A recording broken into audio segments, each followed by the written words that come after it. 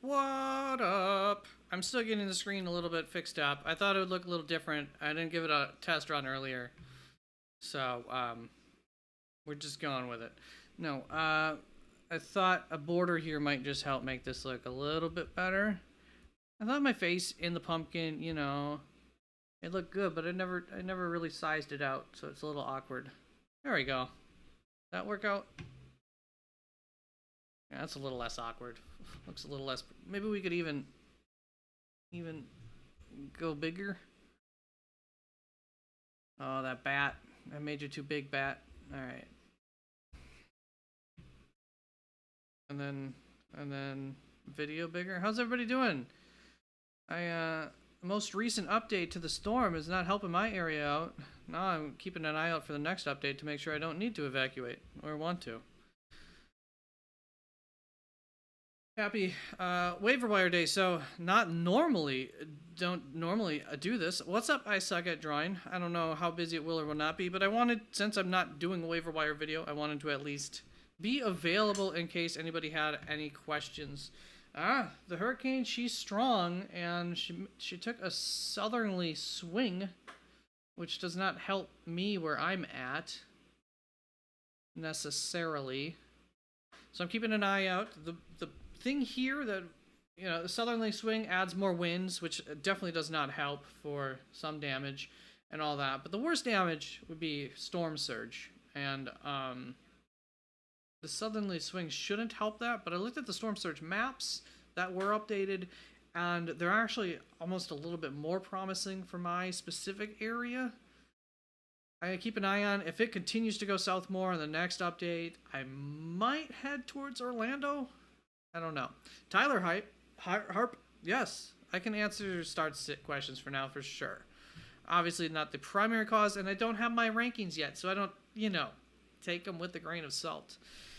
But yeah, it's been a couple of hectic, crazy days. Stress is on the up high, so that's why I've got the funky decorative screen here. I just had a little bit of fun earlier with some free time to do something creative instead of something manual labor-y. I thought it'd be a little bit fun to go themed here. All right, I suck at drawing. I'm drafting Matthew Wright or Jake Bates for kicker to replace Jake Moody. Is that good? I don't even know who they are. What teams are those for? What's the matchups? What teams are those for? Matthew Wright. That sounds... I do know those names, but I'm not like... trying to think of what teams that are. So I don't have everything pulled up that I might need to answer questions yet. Even though I pushed this back later than I was going to, I still kind of got caught off guard by it, because I'm just trying to... Got the most recent update, and I'm taking in all the news from the... in terms of making decisions, my plan is to stick around. Most likely what I'll be doing, but I want to make sure I don't want to. If I want to end up evacuating, the sooner the better. But I don't... If I evacuate to Orlando, I might put myself in a worse situation for flooding. That's possible. Might. Definitely not a higher ceiling of flooding. We're talking about ceilings and floors. Let's go to week 6 rankings kickers here. Okay. And Tyler, if you didn't hear, you can ask your start-sit questions. I have quarterback rankings done. My plan is, if possible, tomorrow I will work on... all right, suck at drawing. Just let me know when you're back, and then I will give you my answer on that one. Niners are... Oh, you keep saying draft, so they're signing. Right. Bates is Lions kicker.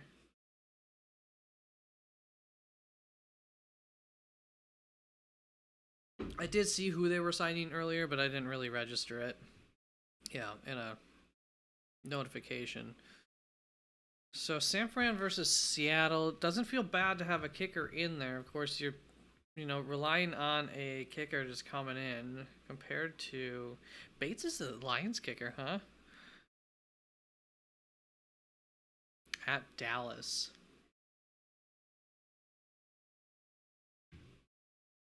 Let me pull up the betting odds. Betting lines here. Week 6.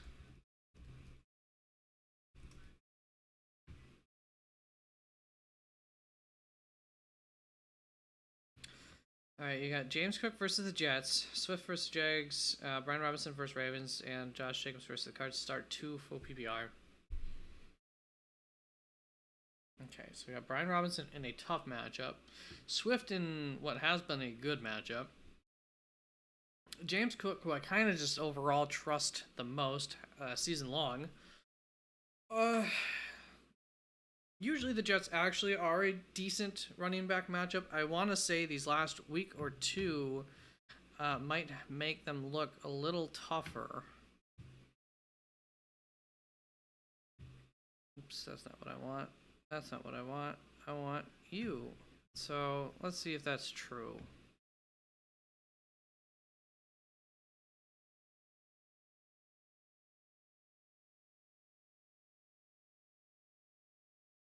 Ravens' run defense is like the best.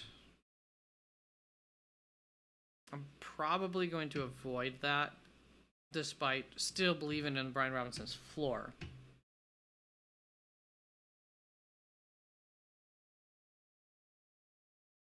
But it's not a guarantee, because I still think I have a tough time. Swift versus the Jags is right, in the same ballpark. All right, I wanted to look up Jets. New York Jets, where are you? Yeah, I mean, they're near the bottom, but they still allow quite a few attempts per game against them, 23. Almost the most yards against them, right up there with Atlanta in terms of bottom teams. Not, they're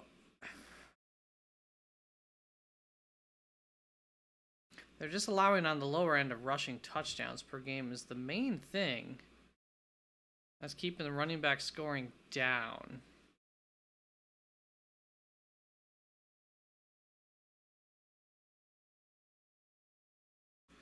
So I still believe in the floor and possible ceiling for James Cook. I know I'm not going to have Swift ranked higher than James Cook, even if they get closer than they do most weeks. So I would, if you're starting Swift for sure, I'm quite positive I'm going to have James Cook ranked over Brian Robinson versus the Ravens still. I know that would happen. And Josh Jacobs versus Arizona is tempting, but they just... Green Bay, it's boom or bust. So here's what I would say on that. James Cook, your safer, floor play and comes with a ceiling. Josh Jacobs, however, your ceiling play. So, like, if you want to go for the ceiling shot, you could go with Josh Jacobs. It's a better matchup. We've seen this year him have a big game. He's had a career like that where he kind of tends to just have these games where he explodes, but he's not consistent game in and game out. If you want to just go for the safer play, I think that's James Cook. We know he's heavily utilized in this offense. If there's another week without Khalil Shakir, that helps James Cook to get more receptions, more work like that too. So, I think I'll have James Cook ranked higher than Josh Jacobs. I don't know about that. What are the experts doing? Well, ECR expert rankings aren't really that up to date right now. Suck at drawing. Kicker question coming up. Answer. The experts have said, yeah, Josh Jacobs over James Cook. And I might end up having it ranked like that. It's close.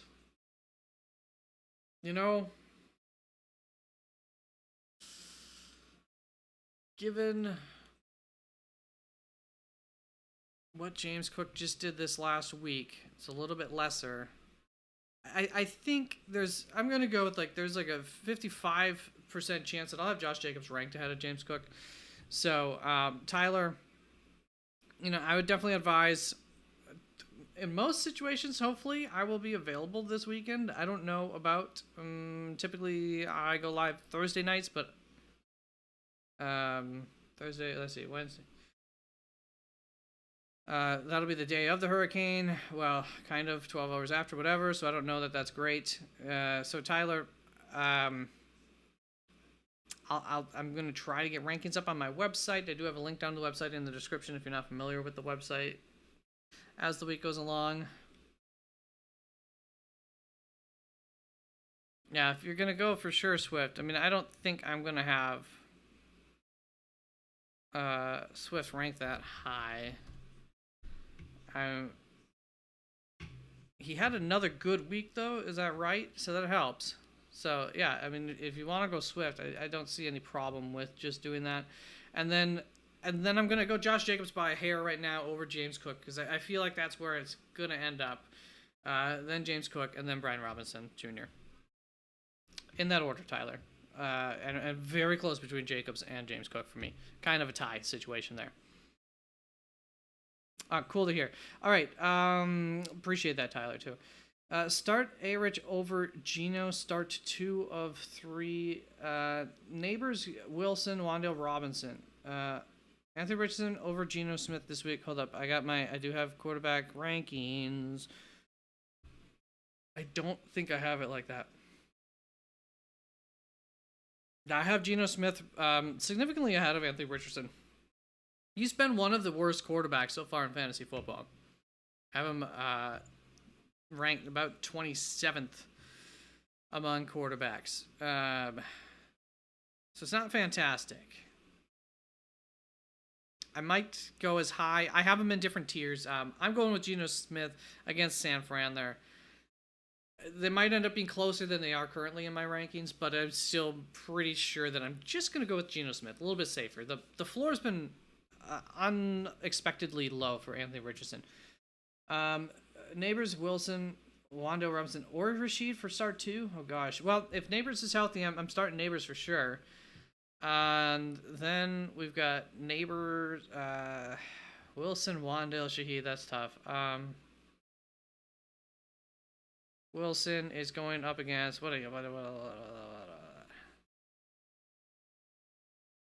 guys. It doesn't hurt if you provide me with teams because I'm ill prepared for this. I haven't really been able to look at the rosters at the matchups very much.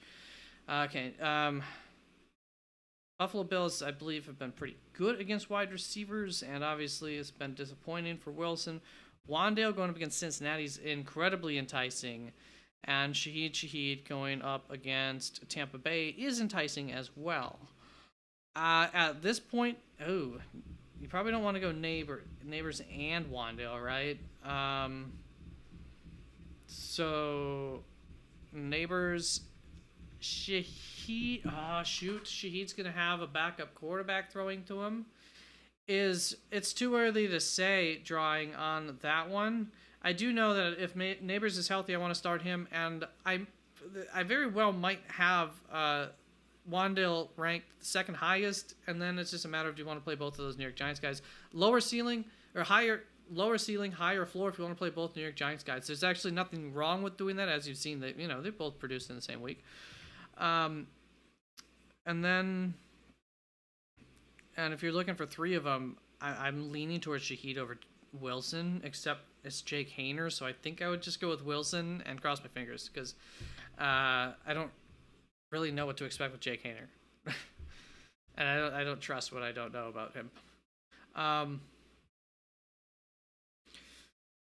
Rocky Dino's asking with Rattler, is that they brought out Jake Hayner, but that does not mean it's going to be Jake Hayner. Has it been reported that Rattler's going to be the starter? I didn't see anything today, but I once again have been sidetracked with still more hurricane prep and stuff today. Those kickers I was looking at, I wanted to see. So that was Detroit game. Detroit favored by 3, high scoring, of course. I think it's going to be the Detroit kicker is going to be my answer, or Matt Wright, which was the Niners.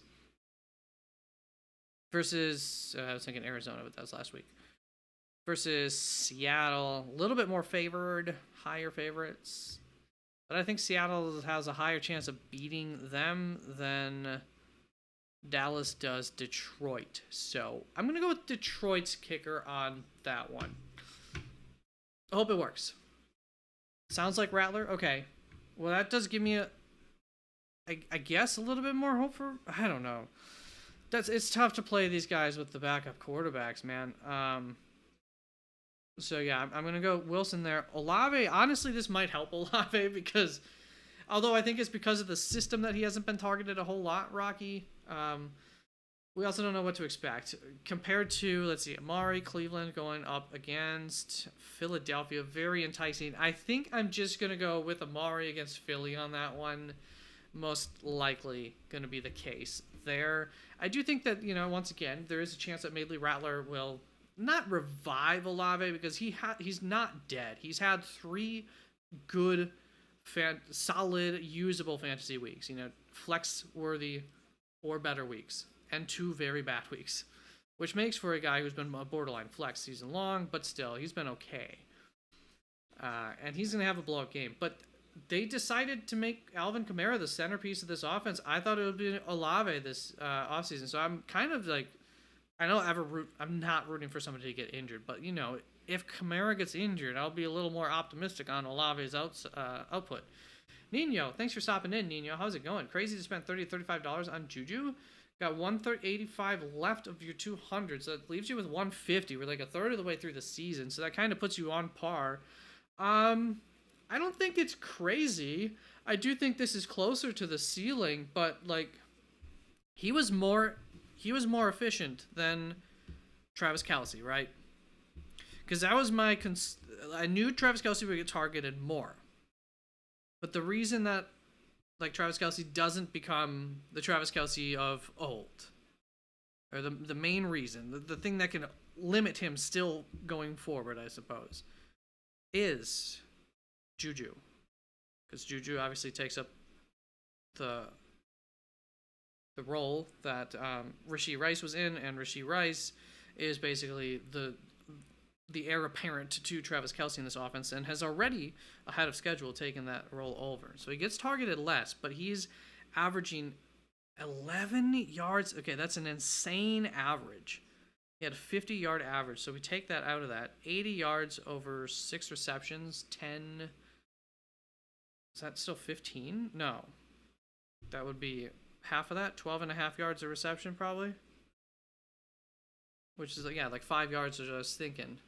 More than Travis Kelce.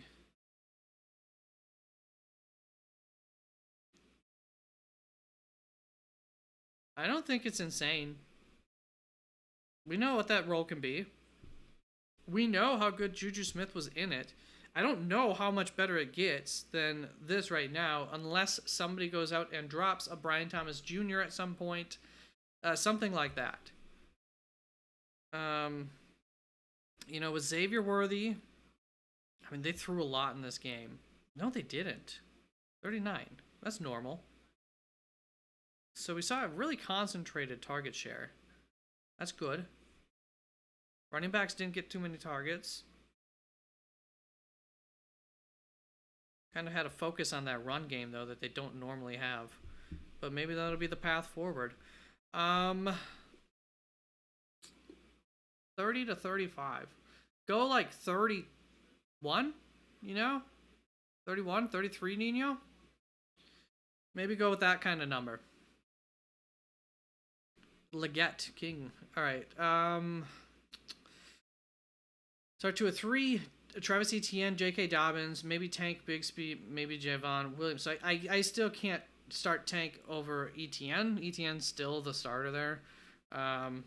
So I'm highly doubtful that I will have Tank start. Unless we hear something, of course, throughout the week. Highly doubtful that I'll have Tank Bigsby ranked over Etienne.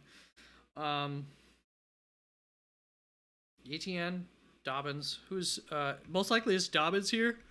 Unless, of course, they played a really good run defense. Denver.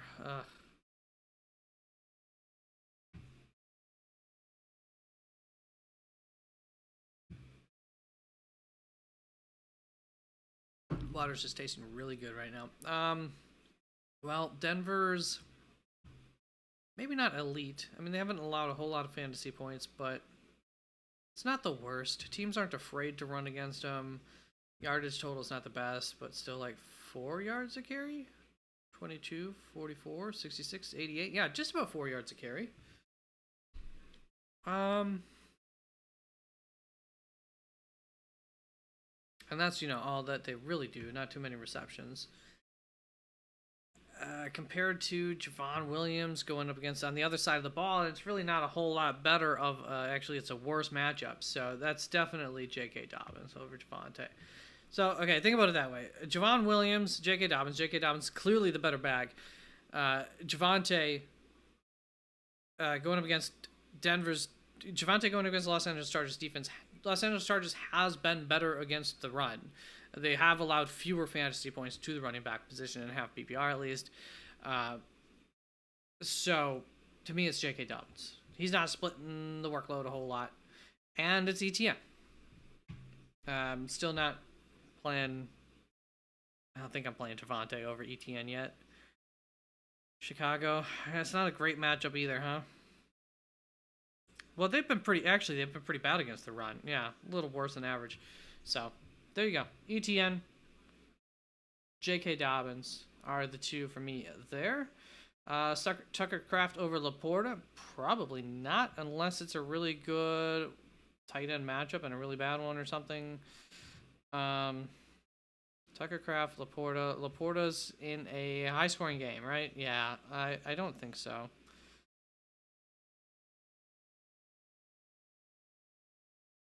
Tucker Kraft going up against Dallas. I like that a lot. Green Bay. Who are we playing this week? Arizona. It's pretty nice. Why do I feel like Arizona, however, has been good against the tight end? Does that sound right? Coming through. All right. Tyler, I think Swift just has the best matchup situation. I've been checking the website. Yeah, he drops 20-something again. Yeah, he did have another good week. This weekend just is already in the so far in the so many things have happened and entered my mind non-football since this weekend that a lot of the outputs are not extremely immediate to my memory. A lot of stress with this stupid hurricane. Arizona, it's just mediocre, allowing about 7.5 fantasy points compared to Dallas, about the same. I mean, I'm going Laporta still, but if you wanna go Tucker Kraft, he's had a bigger game than Laporta's had all season long. So I'm pretty sure that I will be ranking Laporta ahead of Tucker. It might be close, but I'm pretty sure I'll still have him ranked there. And yeah, projection wise and everything, like it's pretty darn. Whatever your gut's saying, I would just go with my gut on that. But if I'm steering your gut, I'm going to still stick with Laporta on that. I also have a flex spot. It's like a drawing. If I need to answer a flex question, then post that again. Sounding like Rattler. If Neighbors is out, replaced with Wandale. Yeah, hopefully Neighbors will be fine. Obviously, then you play Wandale. If it's ETN out, right. And I don't think ETN got more banged up this weekend, unless, which I very well could have missed that. I feel like he just went into the game banged up, and Tank was doing really well, and they just said, screw it. Take over, Tank. That was a little disappointing output and everything from ETN, but he went into the game injured, so we got what we asked for. I think they just said, well, let's just get you back to health. I don't think he got re-injured in the game. As far as I know, I haven't seen anybody say that he did, but once again, not exactly on top of the news right now. So let me know if they did, then obviously I take that back, to ignore what I said. Yeah, Rocky, that's what I was saying is, there's a chance he'll target Olave more. The only thing is that obviously Kamara is the primary target on a lot of these plays, or if he's not, then I guess maybe Derek Carr has been ignoring Olave for some reason. That would seem weird to do. Also, Kansas City, very good at stopping wide receiver ones. I think that's clear at this point. So I'm not any more concerned coming out of the game. Not a whole lot more, at least. Maybe just a pinch more concerned coming out of that game about Olave than I was before.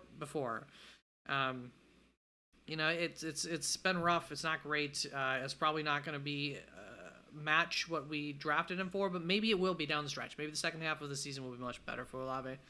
But yeah, you are Correct, but you're just obviously taking a huge gamble. We just don't know that Rattler would target him more, and we have no reason to suspect that he would, outside of just hoping that he will.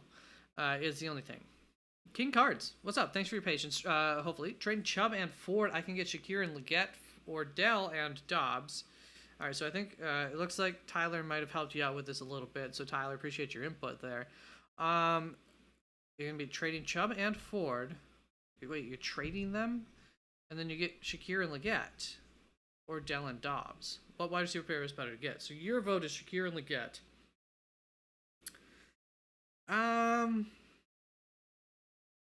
Yeah, kind of. Leggett, might have a little bit of a ticker.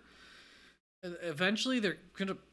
You assume as soon as they're out of the playoff contention, they're gonna want to play Bryce Young again and just verify that sitting him hasn't improved him, so that way they're more prepared going into the draft of how comfortable they feel with him going forward and how they want to handle that situation. So at some point, I do expect that Bryce Young will come back unless Andy Dalton does so good that they're in the playoffs or in the playoff contention so late into the season that that doesn't happen. But once it becomes clear that they're not, Super Bowl bound or anything like that, I expect them to go back to Bryce Young and test that out. So there's always a chance late season, playoff time. All of a sudden you got Bryce Young throwing to Leggett, and that goes poo-poo. I do think Shakir is the best piece out of this. I do think Dobbs has the upside to be somewhat of a similar piece. Of course, he's got that attitude issue that just popped up. It seems out of character for him. It's not really who he's been. They handled this type of situation last year, and it worked how they handled it really well, with a similar kind of punishment for a player who, just kind of went against, had activities that were detrimental to the team. And Dell's just not been there. So, man, you're making this trade. Which pair do I like better?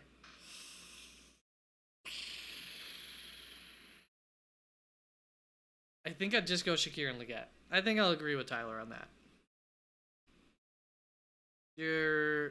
I would say, slightly higher ceiling with Dell and Dobbs, but we just haven't seen it with Dell yet this year. And he's coming back from an injury and everything. That might be part of it.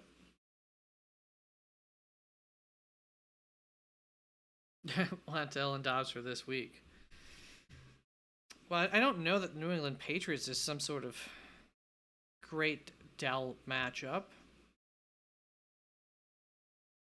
Dobbs, yeah, should be playing again, but this also might be a heavy running back type of game if they can get an early lead against Arizona. Of course, more than likely that'll become a back and forth type of game or something. So yeah, understandable. Whereas Leggett, are they on bye? Oh, Atlanta. Meh, I don't mind that. Not even gonna have to worry about AJ Terrell. And Khalil against the New York Jets. If he play, he might not even play, right? Well, Leggett might not even play. They're both injured right now. That's the other thing. And I knew that right off the bat. Yeah, so which ones do you want?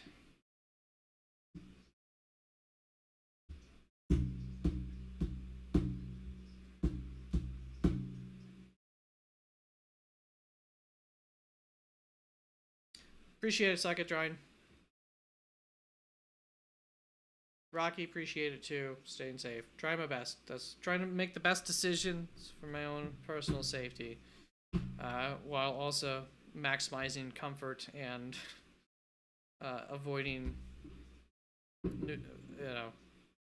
stupid and nuisance situations, like traffic. Yeah, I lean towards Tyler Hart, but then you come into... Okay, so I don't think Shakir, Leggett... Let me double check their injuries. I feel like they're not concerns for long-term production, but I want to verify that.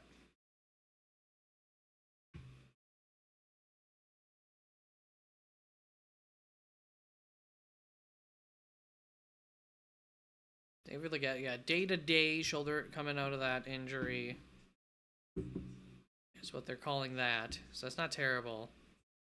And then Khalil, do I not have? I don't think I have Khalil Shakir on here. What was his thing?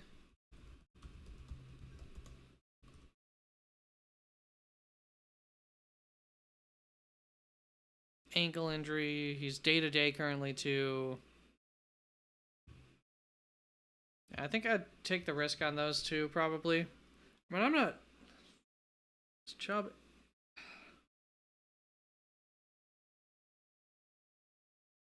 Yeah. Yeah, okay. Shakir and Leggett. Frizzle, what up? How you doing? Hope everything's going well for you. Mixon, Olave, JSN, and Marvin, AJ Brown.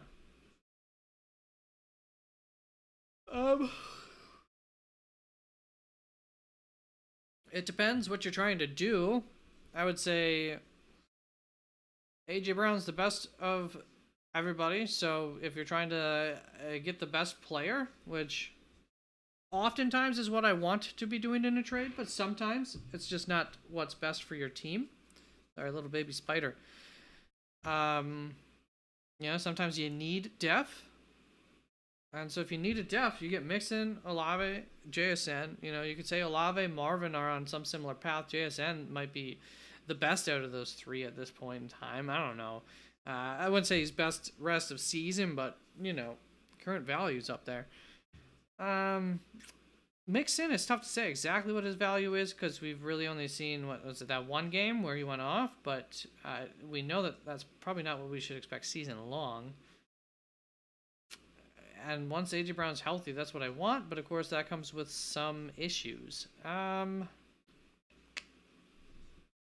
don't know if this is one of those trades. I don't know that there's a winner. I think both sides, there will be a winner at the end of the season, most likely. But I think both sides are doing something here, and it makes sense. Let's see. If I had Marvin and AJ Brown and somebody offered me Mixon, Olave, and JSN, I think I would decline it. I think I would stick with them. But I would decline it, not because it's a bad trade. I would decline it because I'm just feeling comfortable with what I got, and I don't want to mess with it. It's more so what it is. If I had Mixon, Olave, and JSN, and somebody offered me Marvin and AJ Brown, it would depend my team makeup if I would accept it. So I guess I lean ever so slightly, Frizzle, with Marvin and AJ Brown as being the winning side. But it's it's a fair trade. There's no winner or loser really to me in that. David Morrell, how's it going, David? How you doing? Okay, just trying to keep an eye on the TV for any local surge maps that they go over, and they're kind of maybe on the path to where they're going to cover that in a moment. So just let you know, if I'm looking, I'm trying to keep an eye out for that. The most recent storm track went more south, which is not what I wanted. Great for Tampa Bay, great for a higher number of people, which is a good thing. But yeah, it didn't have to come this far south.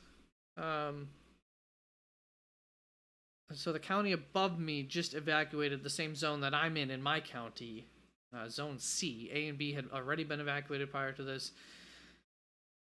I just want to see what my concern level should be, if I should be sticking around here. I do have a second story that I can go right to next door, but I did see a map say 3+ feet in the area where I am.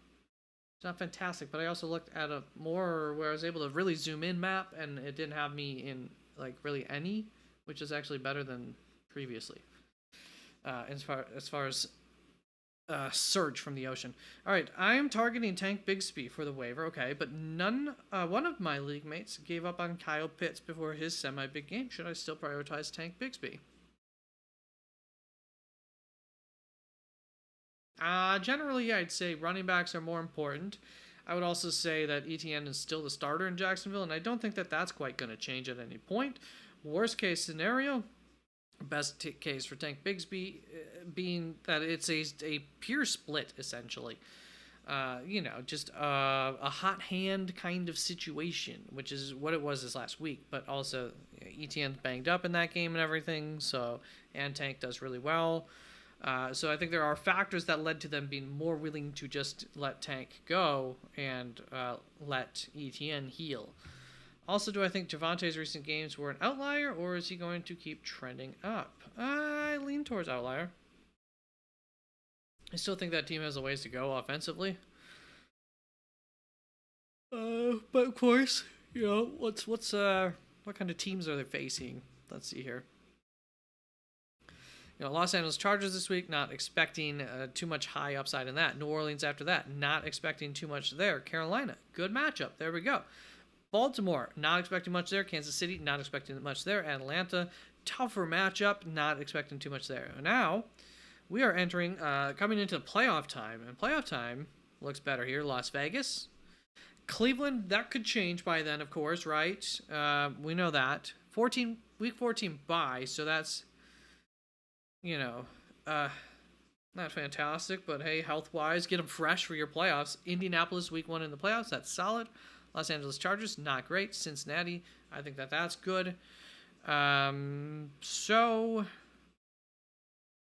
I think, looking way into the future, as this team gets better and the offense gets better, he would be somebody who might be kind of nice to have down the stretch.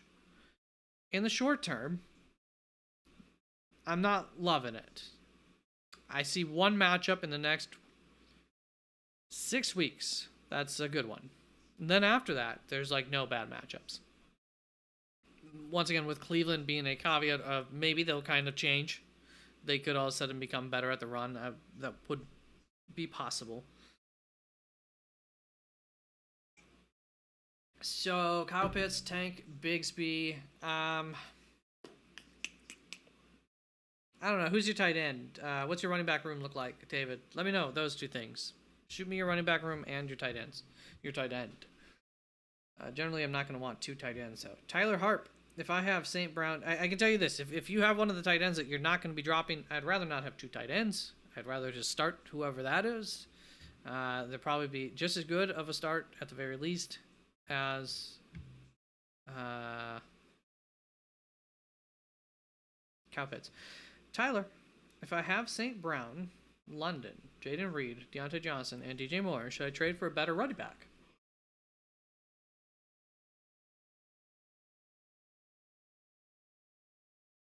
Tyler, they're up in chat.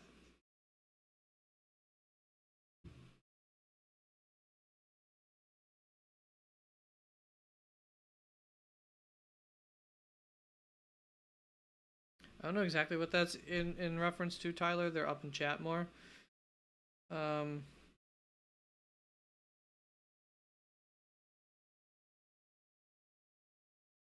Should you make the trade? Are you asking me about those specific trades that you asked earlier? No, I don't remember you. I don't think you asked me about a trade. You just asked me about start 2, right? Yeah.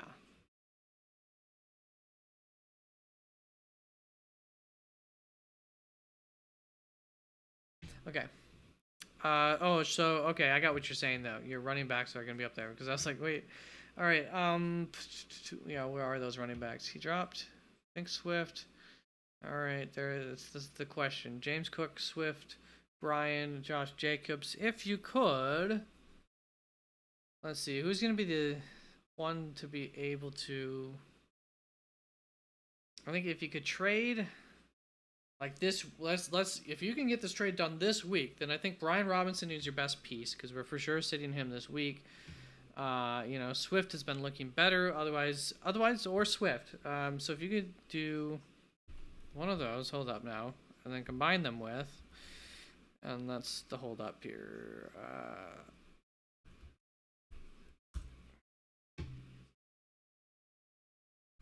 No, that's not what I want.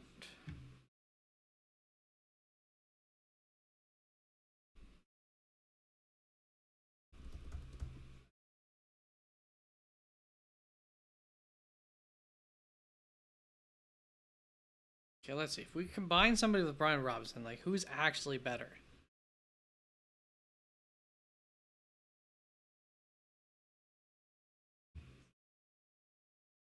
Yeah, Swift and B-Rob probably have.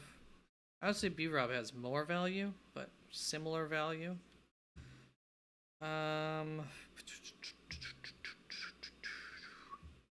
What can we get up here? Could you target McCaffrey maybe? You know, that would be a decent target.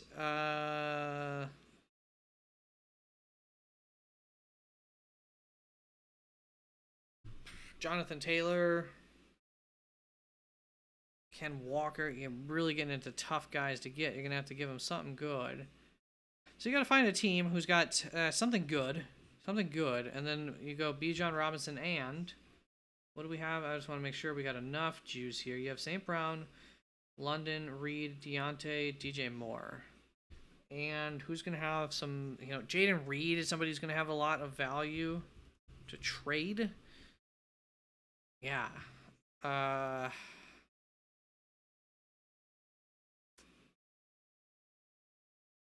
you get away with DJ Moore?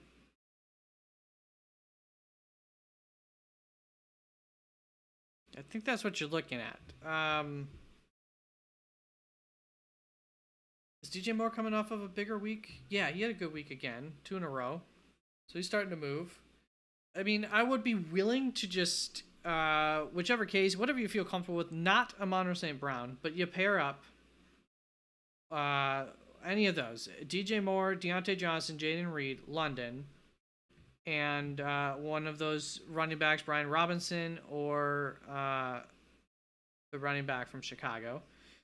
You pair those up, and you should target a very high-end running back with that. And I don't know that it'll get accepted or not, but you got to find the team who needs an upgrade out, wide receiver, who's struggling at wide receiver. Maybe somebody drafted, A.J. Brown. He's coming back. Rashee Rice, Hollywood Brown, Cooper Kupp, Puka Nacua. These guys. And whoever else they drafted at wide receiver is not stepping up. Try and find that roster, and then you're aiming at, probably their RB1. But you have a pretty good roster, so you don't have to. You got good depth. People who are struggling for a reason, and they don't have the depth to come up with it. You could be the next one to get hit by injury, so it never hurts to just have that depth. David, tight end is McBride. Running back is Bijan and Kamara. I assume those aren't your only 2 running backs. If they are, I would prioritize Tank Bigsby. No, I'm not really going to mess with McBride and Kyle Pitts. I would not prioritize that. Fine to make it your second waiver wire move if you want to do that, obviously. But nope, I would prioritize Tank Bigsby there, David. Hope that's the right decision. Hope that helps you out. Speaking of Kamara Saints, word on the street is Spencer Rattler is going. Yep, that's what I heard. So, what are your thoughts on Spencer? I liked the draft pick of Spencer there. I thought that was smart, and he's impressed while he's been there since all off season and everything. Of course, we know that might not mean anything, but I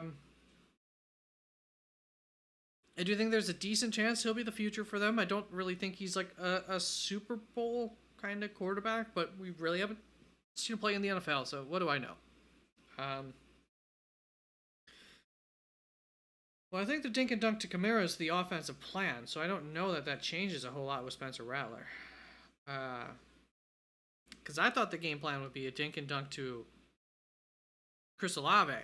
I underestimated Kamara. I did talk about it a few times about the potential that Kamara could be highlighted and we could see a revival, but he had just, he came off of like 2 consecutive years of worsening production. It just looked like he was kind of on the decline, but it was not the case. And so they've been highlighting him.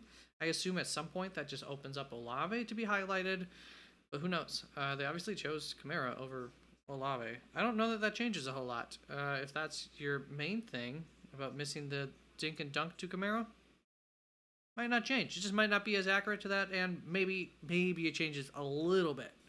But there should be plenty of opportunities still. No, I mean Kamara's like the best friend of a rookie quarterback coming in.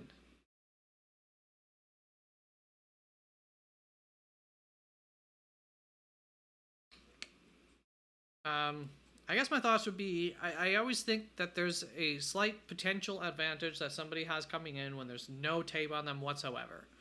So for 1 week here, I like Spencer Rattler as a DFS kind of guy, and I like some of his targets as taking shots for DFS. Of course, Alvin Kamara, you're almost certainly going to play, and I'm not too concerned about playing him because they're probably going to rely on Kamara a lot in the run game and in the reception game. They'll probably rely on, if possible, that tight end of theirs that plays quarterback and running back and all the above. Tyler Hart. Okay, just a lot more confident in my wide receivers and think my running backs floors are pretty low. Just think if I should try to get a more. Yeah, exactly. That's where I understand, the want. I don't know how easy it's gonna be, but that's what you do. I mean, I think you have the guns to go and make a shot at it. You just got to find the right person, and then take the shot and see if they accept it or not. But those are kind of the most of those guys, are what I'm looking to trade. What was that? 2 of your running backs out of the 4, and then all your wide receivers, but the one I'm not letting Amon-Ra St. Brown go. Should I start Montgomery in the flex over Brian Thomas Jr.? My running backs are Mason and Walker. Well, I know Brian Thomas. It's a tougher matchup this week, right? Who are you playing, Jaxie? Yeah, Chicago. Yeah, I'm not. I assume they're going to put Jalen Johnson, right? On. That doesn't sound right to me, but I assume they're going to put. We'll just call him Jalen, the number 1 cornerback there in Chicago, up against Brian Thomas Jr. Or they're at least going to try to get that matchup more often than not, or something. I don't know if he shadows him or not, but I would think he might. That's the guy you shadow in this offense. I think that's kind of official. So that's going to be tough for a rookie to beat. And you're asking about starting Montgomery? Probably. Detroit's in a high-scoring matchup this week, right? Yeah, Dallas sucks against the run. Yep, I would go with Montgomery over Brian Thomas Jr. in your flex this week. We're going to get another week out of, hopefully. Yeah, Seattle's been struggling against the run. Please, Mason, do better than last week. I got away with it just fine. I didn't need him this week. But had high expectations for him this week. That was a letdown.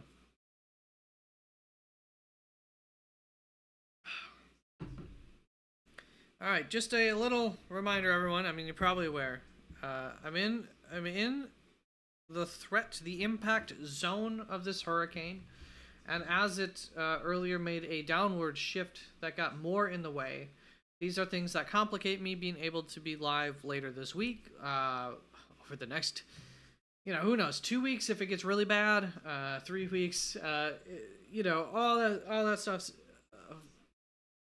if I disappear for any kind of certain of time, if I'm not able to get videos out for rankings, do give the website a check. There's a possibility that I'll post something in the community. I'll try to at least put out a very quick video just saying, hey, I've got stuff. But there's always a potential that the time is just there for rankings and nothing else. So, the website's in the description of this video if you're not familiar with my website. Otherwise, just the description of other videos on my web page. And I think on the web, my home YouTube homepage, somewhere up there is the website as well, www.theffforge.com. So doing my best, working around with things, but especially in the short term, no guarantees on anything from today on forward, but I was able to get this in here at least. Aaron Hudson, if I missed anything above here, if I didn't finish answering a question, or if you felt like I didn't quite give you the answer, let me know, guys. Ahead of this. So I'm up to Aaron Hudson. I think I'm all caught up. I just kind of went in a weird order before that. You currently got Henry, CMC, Najee, and Singletary at running back. All right. Would you drop either of those or JSN or Kraft to pick up Bigsby or Dowdle? I don't think so. Do we drop Najee for Dowdle? I felt like this was like the matchup for Najee.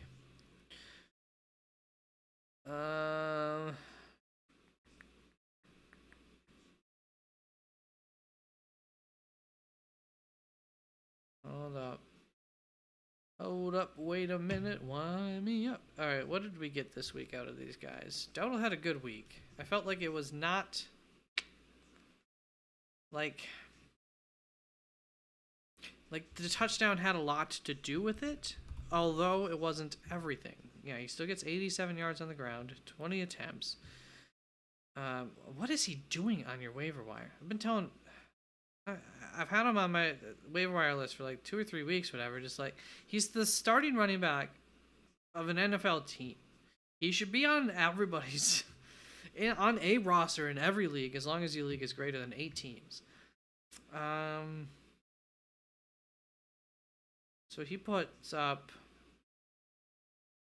2 targets. You know, that's not a big part of his game. It's 27 yards on that and a touchdown. So that's like...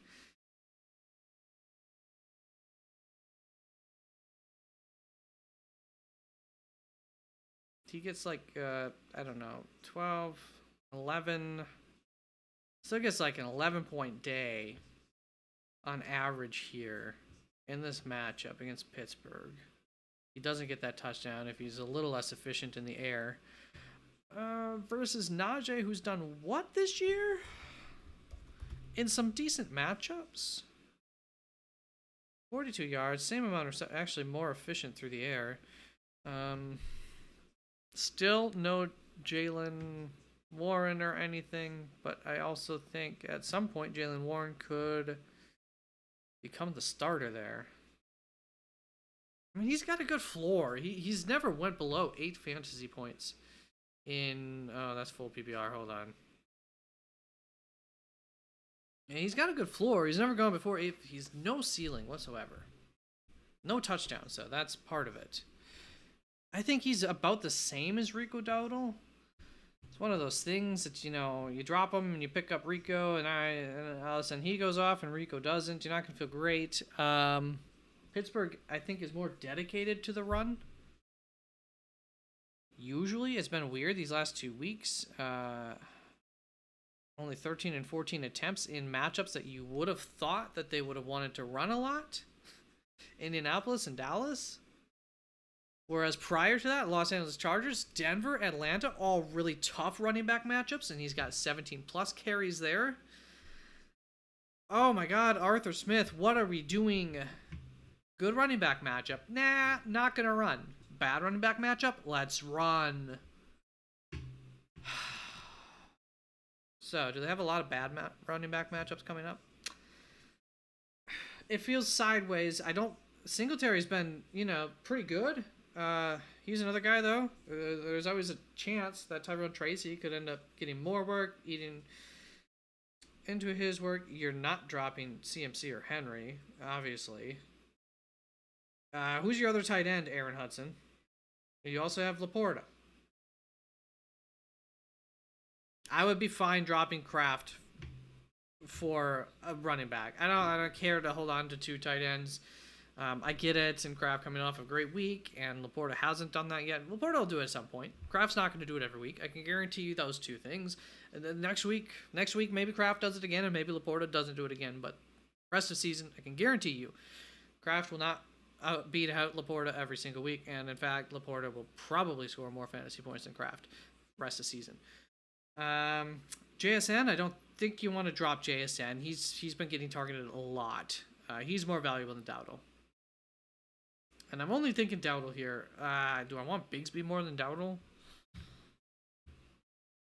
I don't think so. I think I still want Dowdle over Bigsby. Bigsby's always going to be... There's no other running back on Dallas unless they bring somebody in, Dowdle's the guy. So, I would drop Kraft for Dowdle. Yes. David, what's more impressive? Shohei Ohtani or Travis Hunter? I'm not the person to ask this. I think Travis Hunter. I know from the enough of what I know in general for this question, I'm going to go Travis Hunter. but I might be wrong.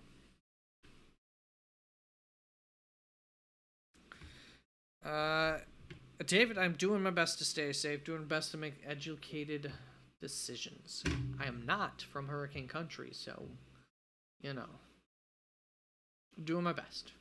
I did, however, used to always, like, when big hurricanes were coming, I, like, prepared for this day. Even when I was up in Wisconsin, I did pay attention and would watch coverage and everything. So I have, like, you know, some of that knowledge that I can help to figure some of these things out. Storm surge warning, Lee County. I know, isn't it wonderful? Give me a storm surge map update.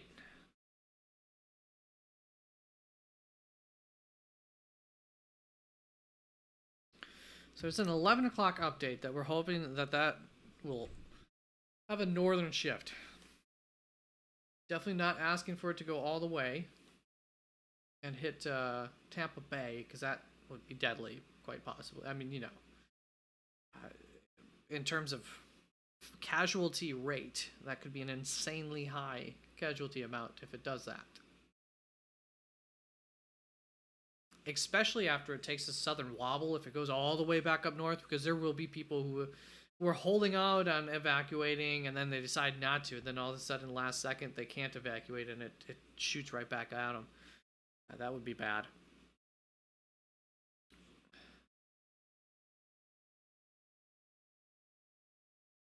But yeah, I mean, I could always just stream while live and hope for the roof to fall off. I do have a generator, so I should have power to be able to do that. You know, yeah, that's something I could do. Million view video. Wouldn't that be impressive? I don't think we're gonna have that high winds here. We're not gonna get that close to the hurricane eye, and the hurricane shouldn't quite be that wet. Yeah, it might be that strong. Shouldn't be that strong. Not for this roof, at least. But that'd be pretty fun. You just see me just get sucked away. Smiling. Million views on the way, baby! Hope I live. How was that Monday night game last night? Was everybody bored? I was, you know, just half paying attention, just prepping some stuff while listening to some people that stream it. You know, on YouTube, do commentation and everything. Seemed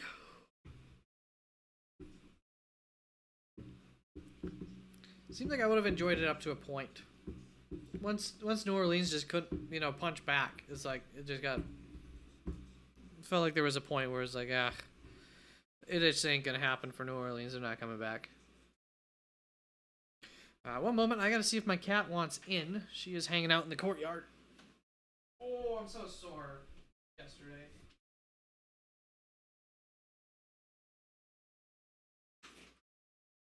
Oh, did you want in? Oh, welcome. Hi. Sorry about that.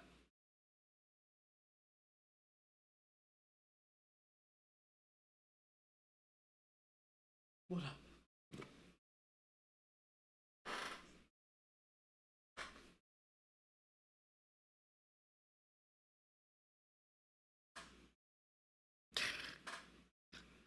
Jesus, Dan. Well, I mean, that's one way, I guess. Hopefully the telephone pole doesn't go. And hopefully the telephone pole isn't connected to, you know, the electrical lines. Because that way, if it goes, and you're still handcuffed to it, and then the electrical wire hits the ground, you know you're toast. You're just done for. If he's horizontal, it would be strong enough to do that.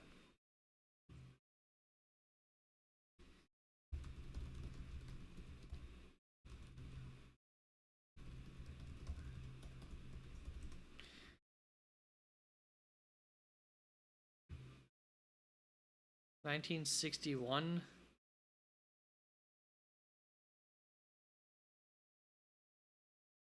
Nope, this isn't it.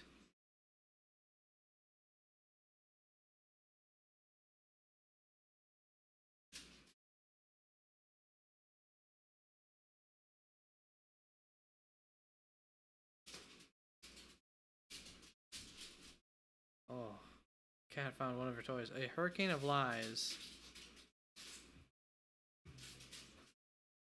Then rather my first big break. You can't send videos on here. When down the rather to cover a live hurricane, it made sense to broadcast from the storm center.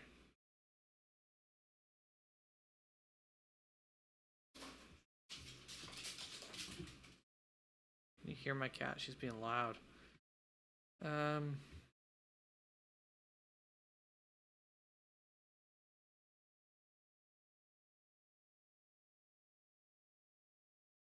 Weather girl bites the SUV.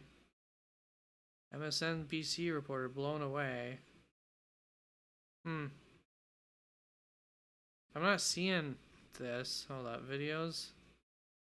Dan Rather, telephone pole?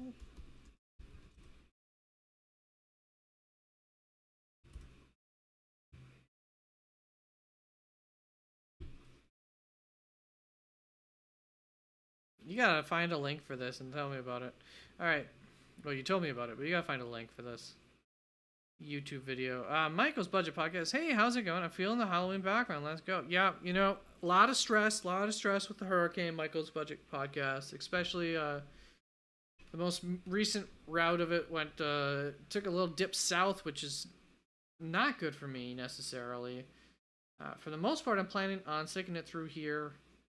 Not really concerned for my life in either situation, but in terms of property damage and all that too, a southern shift does not help. A more southern shift might make me drive to like Orlando area if it continues that route through tomorrow morning, which would suck going through traffic and everything. But yeah, you know, it's been put hurricane shutters up, have everything up off of the ground, you know, boxes of storage and everything, just have clothes out of drawers and up. Just been a busy few days, chaotic, stressful, all that good stuff. And, you know, setting this up, I thought I'd have a little bit of fun. Let me look at it again. That's so beautiful. Yeah, you know, I knew it was just going to be me. I don't care to have just a huge faced me. I thought we'd do a little something. So it was a fun outlet to spend some times not thinking about anything else while doing that. So I'm glad that you appreciate it, Michael's Budget Podcast. I assume you appreciate that one the most, huh? Right down there. I don't know why budget podcast just makes me feel like you did like a lot of horror reviews when you were doing them. Was it even movies? Have I always misunderstood what your old podcast was about? I always assumed it was movies. Maybe it wasn't. Why have I always assumed it's movies? Maybe because we had a conversation and it was. David Morrill, if you could go back to what you know now, who would your top 3 draft picks have been this season? Well, I already had Saquon Barkley. Like if I had the balls, I just would have put him first. But I had him third. You know, I was higher up than everybody else on Saquon. So I think Saquon's gotta be in that conversation. I don't know how he wouldn't be as one of those top 3. Obviously, no tight end or quarterback. So let's see. Wide receivers. Jamar Chase was my number 1 wide receiver. And I don't know that changes a whole lot. I still don't think I would put Justin Jefferson in a top 3. I feel like I would still have CeeDee Lamb there. But that's getting questionable. Would Neighbors be in there? Really? Ugh. I still got to think that I would go CeeDee Lamb over that. So, currently, I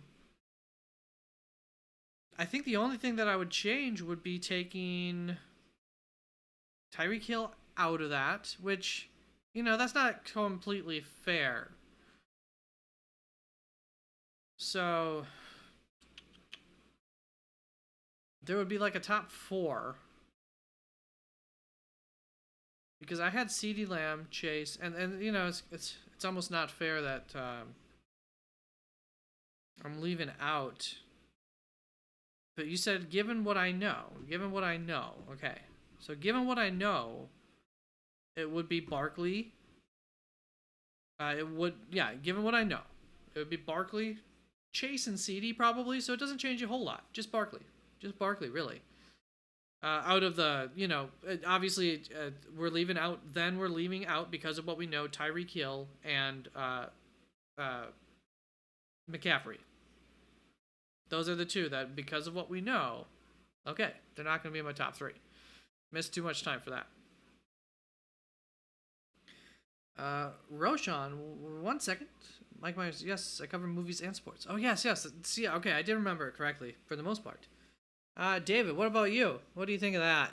Does that sound about right? AJ Brown's another guy who maybe I wasn't too low on rankings wise, but I was too low on possibly his overall. But at the same time, he did get injured and miss a bunch of times so far, so maybe not. Move Barkley for Lamb and Connor. I mean, if you need help at wide receiver, if you're looking to diversify, you could, Roshan. I would much rather keep Barkley. But if you just don't have, if you've, suffered a lot of injuries, you just didn't draft well. That happens sometimes. That combined with injuries, whatever the case. If you need to diversify, then Barkley and somebody else, I mean, you're going to have to cut somebody or something here. Maybe not. Maybe you had another injury that you just have an open spot there. For Lamb and Connor is fine. I don't think that's like a bad value. I mean, I feel like Lamb for him alone would be, close. And it's Lamb and Connor. That's the value's plenty there. Value's plenty there, Roshan. Roshan. I don't know. Roshan. I'm gonna go with Shan. Is that incorrect? Michael, I dropped Zamir White last week for Alex Madison. Is White even worth picking up again? Well, I do think that White is still the starting running back there, but I mean, what did Alex Madison do this weekend? I know it wasn't much. That was a rough game.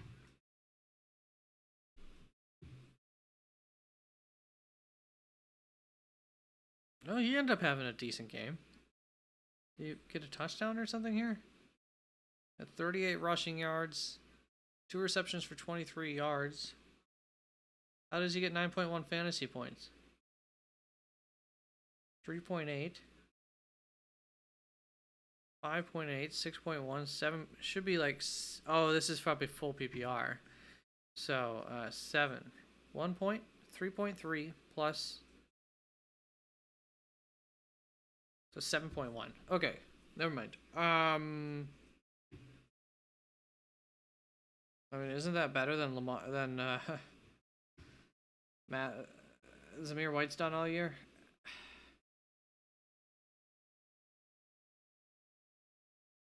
I mean, it's so tough to say. I feel like Zamir White's still the starting running back there, and thus I do still feel like his season-long value is higher than Alexander Madison's. But Alexander Madison has pretty consistently scored more fantasy points than him. I think part of that is the role. As you can see, it's not like he did great in the, as the lead back for Las Vegas, but I do think that was better than Zamir White has been doing, but I don't really think that he steals like the Zamir White role.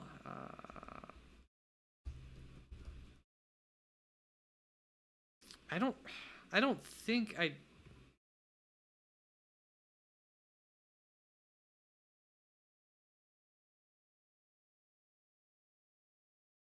it's worth it. It's such.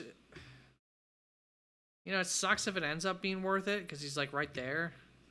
But I think I'll allow somebody else to just add him onto the roster and just hold on to Madison because he did do better as the starting role here, And you have 5 other guys here. Madison's droppable really for you. So no, I don't think it's worth it. David. Derrick Henry would be a top 3 for sure. Okay. Well, I believe believe Barkley's the number 1 running back. So then you'd say Barkley and Derrick Henry and one of the receivers.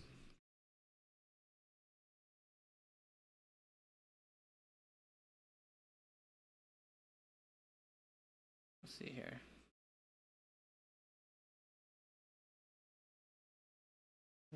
Here. Back.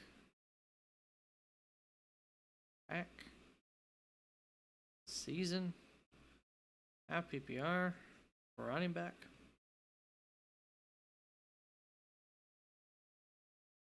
Yeah. Saquon Barkley still scores 23 fantasy points per game in half PPR. Alvin Kamara, 21.5. Derrick Henry, 21.4. So Saquon's still the number 1 running back on the season on a per game basis, and he's been healthy every game for his team and for you. So I think it'd be, I don't know. It's arguable if you just think that role in Baltimore is better for him, but I still think Saquon Barkley's better long term and all that. And he's done it also with 2 fewer touchdowns. Well, that's not fair. Let's say maybe on average, like a touchdown less? Half a touchdown less per game? A lot more receptions, yeah. I just think Saquon's more easily forecastable forward to continue being as good as he's been. Whereas Derrick Henry's a little, slightly more touchdown reliant, and that's the least predictable thing. For running backs, it's a little bit more predictable than like receivers. Barkley, Jefferson, Henry. Yeah, I wouldn't put Jefferson in that, but I get it. It's definitely been good. However, fantasy points per week, he is the number 5 on average there. Nico, I would rather have Nico than Justin Jefferson. I think I would rather have Malik Neighbors, really. I don't know for sure on that. That's close. And I would still take Jamar Chase. A.J. Brown's right in that argument. And then I do understand saying Justin Jefferson over CD. How low is CD? Ugh. Yeah, it is a tough maybe to put him CD all the way up there. Where are you, CD? 12.8. He is.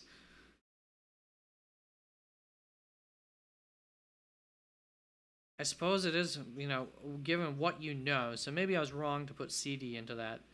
So Jamar Chase, Saquon, and then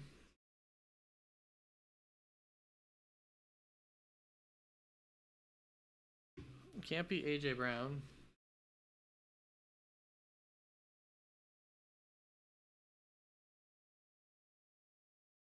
Maybe Nico? Yeah. Maybe Nico. Nico or Derrick Henry comes close. He's in the conversation.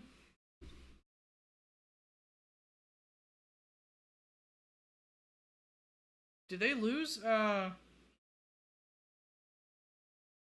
Is that long term? I remember seeing that he got injured and everything. What's his name? 2nd-year center there.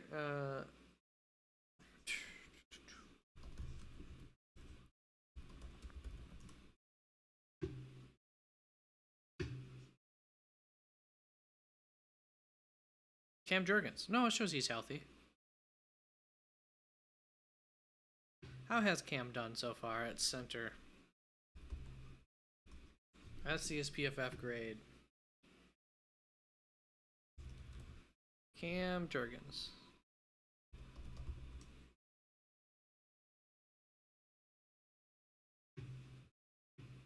He's been doing really good.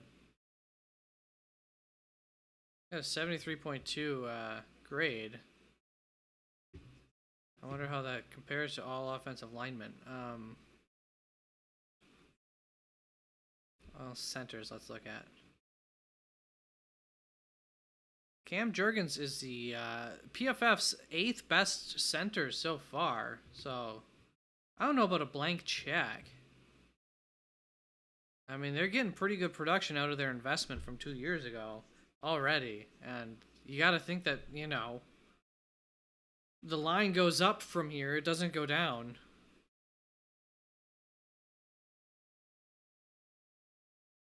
Yeah, I mean, they've just had no weapons. I have Baker on the bench, and benching Hurts is always so tempting. Yeah, this week, going up against Detroit is going to be, right? Is that, no, it can't be Tampa Bay Detroit. Didn't we already have that this year? It's New Orleans that I wanted to get excited about going up against Tampa Bay. Yeah, Tampa Bay against New Orleans means so great. They did struggle a little bit last week.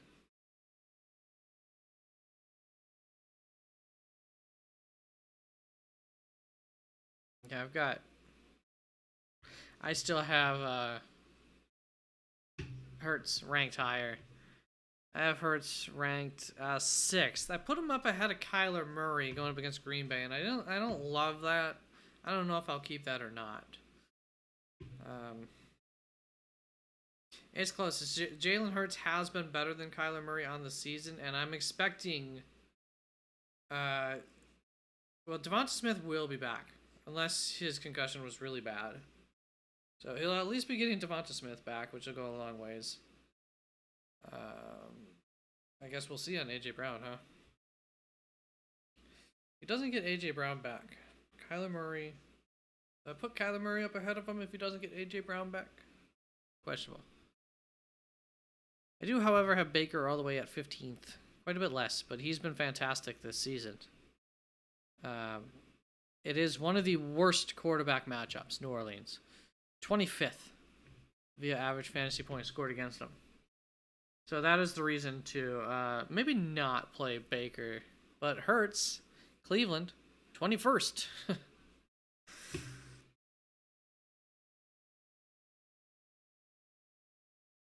Yeah. I still think Hurts has the better floor with his rushing ability. And that has propped Baker Mayfield's stats up. 2 rushing touchdowns has definitely helped his numbers. And that's not like normal career-wise for Baker to do that. He might not have another rushing touchdown all season. Cam Jurgens ranked PFF graded higher than Frank Ragnow because Frank Ragnow, his grading is really bad in pass block. Excellent run block. Pass block though. Oof. Been rough. And actually, Cam Jurgens, oh no, never mind. Well, of the top 8, we can also go of the top 10 rated PFF centers. Cam Jurgens, 3rd best passer rating, pass block rating.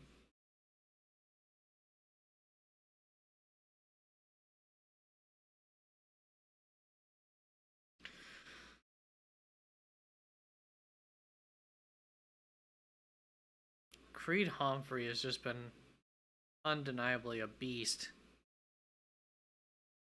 And Lindebaum right behind him. No surprises there. Eric McCoy before up there too, but much smaller sample size for Eric McCoy. Like 2 game.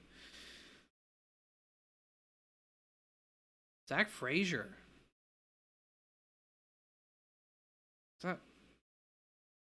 That's not rookie, right? I was thinking they had a rookie center, but Zach Frazier, that's not a rookie, is it?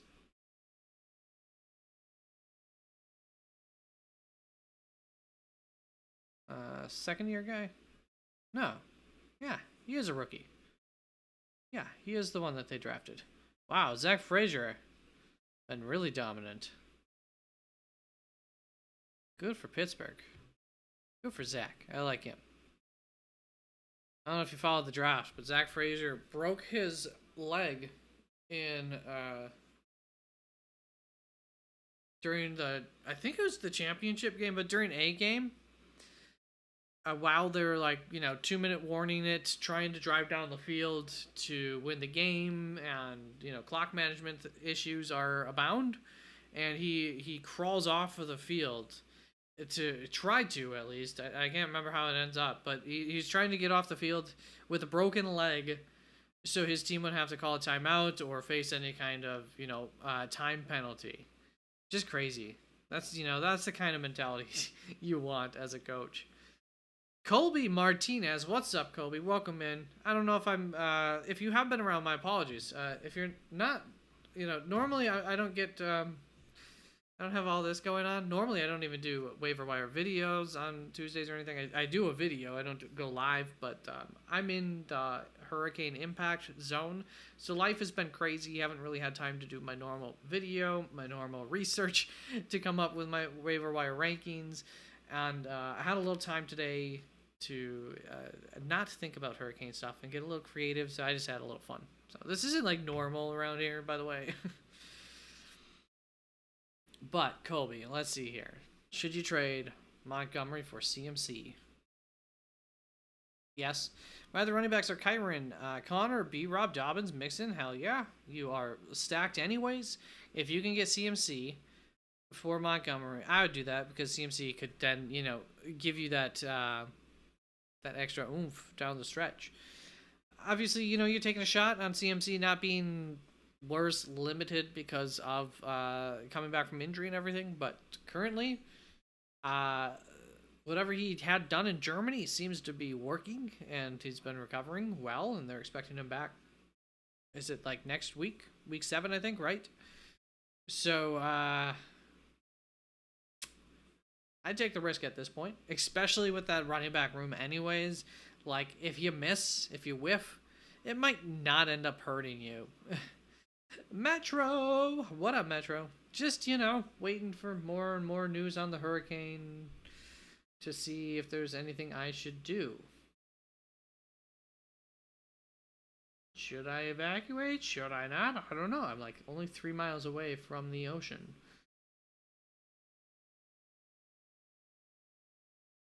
Sorry, I'm just seeing an impact map. I don't think anything new on that. I'm trying to get the most recent update on the hurricane. Moved it to the south, which is not good for my area.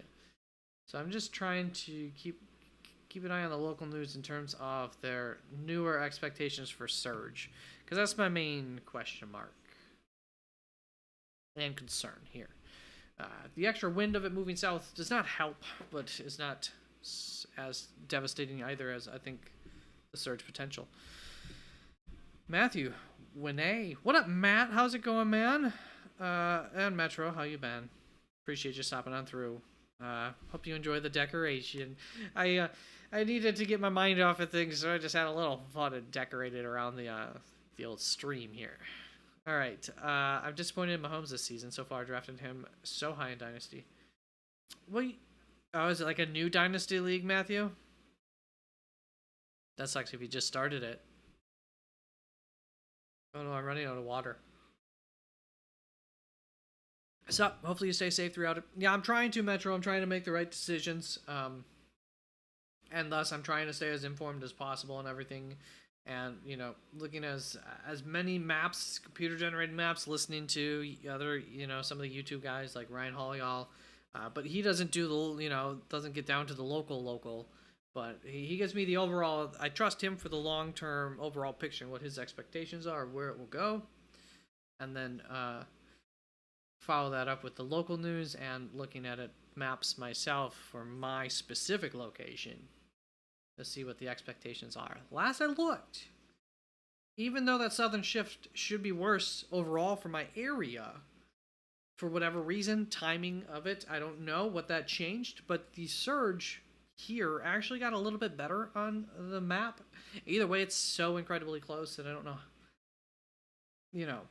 I don't know. It moved out of an area where there's a low chance of surge into an area where there's like none, according to the most recent surge map. But I think the local surge map for this area moved me into a higher overall surge area as well. But that's less specific to my specific location. So kind of odd, conflicting reports. Matthew, I'm stressed, concerned about things, not afraid of my life, really. I don't think it's going to come that far where, I'm not going to be stupid. I'm not going to put myself in a life-threatening situation and leave my household.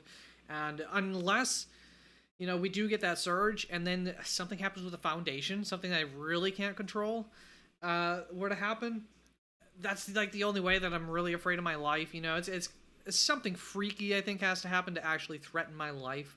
I have a second story neighbor that I can go to next door. I still have, if this thing were to continue south, where all of a sudden I do think like conditions are really bad and I don't want to be here, I do have everything ready to go and a place that I can go to. It'd be a long and an obnoxious drive up in Orlando area. But then there's a lot of rain that's going to happen and some flash flooding there. So all of a sudden, do I lose my vehicle or something by putting it up there where all of a sudden it ends up being fine here? I don't know. That's why I don't want to make that move too early. That's for sure. So my plan is to stick it out here. And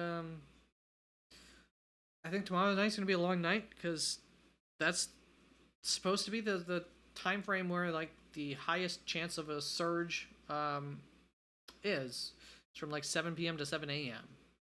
And surges, they kind of happen pretty quickly. So I'm planning on kind of just being awake for a lot of that until I feel comfortable, or setting my alarm for like 45-minute intervals or something, which could still cost me precious time. Time to do what? I don't really know. Unless all of a sudden I start feeling water on me. Then I've got a lot more water than I planned for, and I've got some kayaks out there that hopefully I can still get to. So, I've got plans. I've got backup plans for the plans. And just one goal, keep me and my pet alive. My cat. So, I think I can do that. I think it'll be okay. And if not, hopefully it's sudden.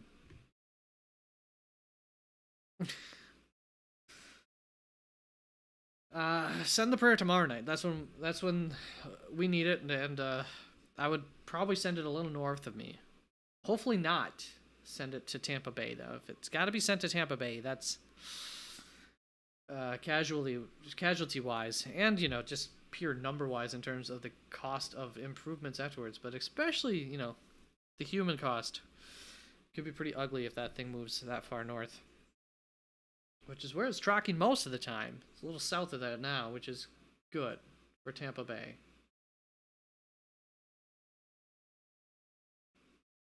That guy's fit. A lot of fit people in Florida doing the news. All right. I'm definitely not planning on staying all night. Already here for, I guess, an hour and a half. That's good. It's been nice to mostly keep my mind off of that, not other things. Any other questions, guys? Anything you want to run past me again? Do so. I'll probably end this soon. I do want to give West Coasters, some time to finish up their dinners and see this video. So I might hang around for another 10 minutes, even if nothing's going on in chat. All the wide receiver on the Patriots are available on the wire, and I want a piece in case Drake May does good. Who do I take? That's a wonderful question. Okay, so Drake May has got an arm, so I think we want to take someone who I think maybe we want to take Jalen Polk. I feel like that's the most upside, but also Osborne's coming back, but he's coming off of injury. Not Osborne.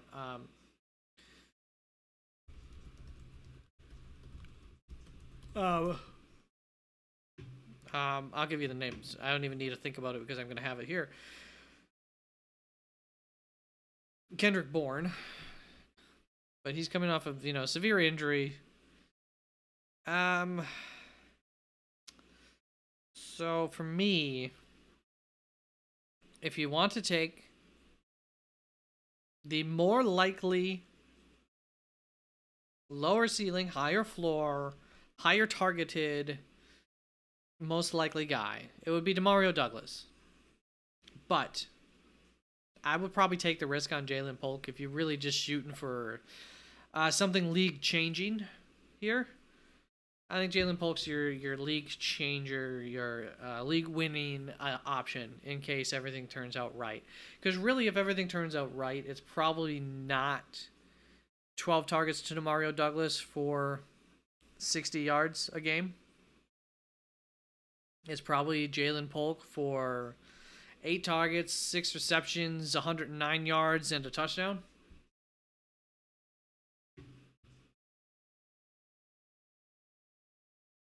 Jalen Polk coming off of an injury. Let's see what that injury is. Make sure he's not like tainted. Or is he just like questionable right now or something? Is he coming off of a good week? That helps.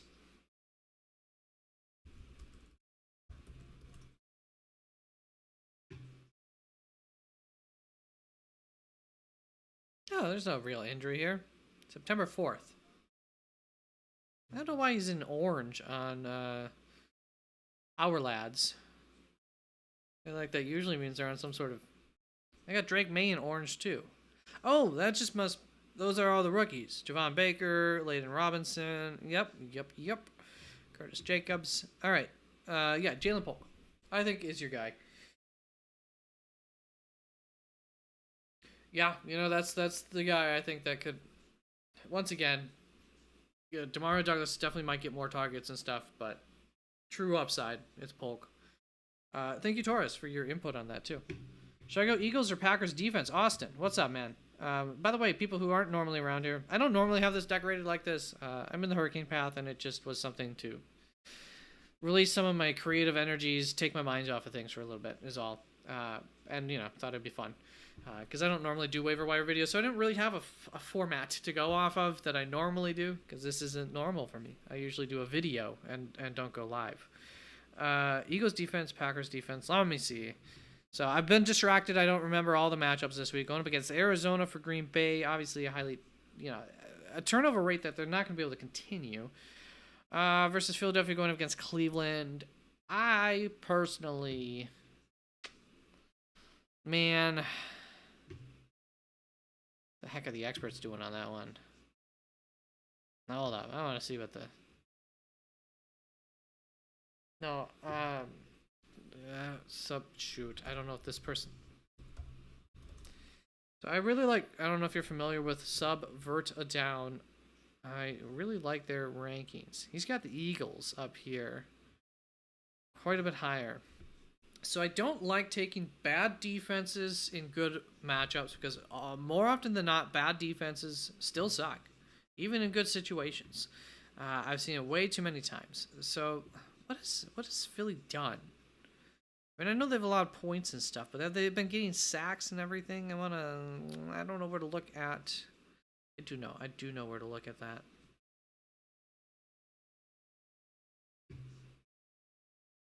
DST.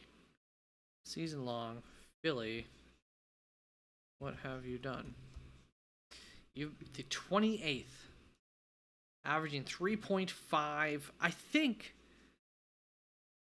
I'd rather go with the third best defense so far. Green Bay Packers. Who have a pass rush. They have not, 16 sacks. But they have a pass rush that could get better than it's been so far. A couple guys haven't been contributing as much as they should be in that pass rush. Tyler. Yeah. Philadelphia's got you a floor, but who cares about a floor? In my opinion, I want to go for the ceiling. Of course, Arizona could score a lot of points against Green Bay.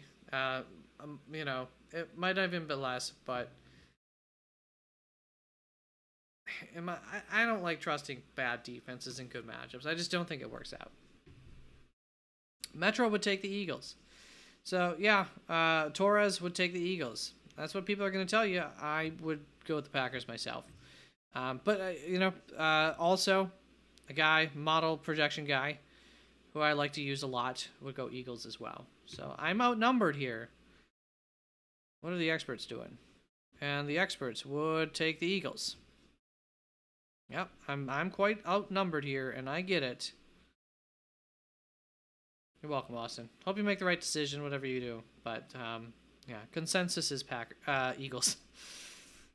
Consensus is what I say it is. It's the Packers.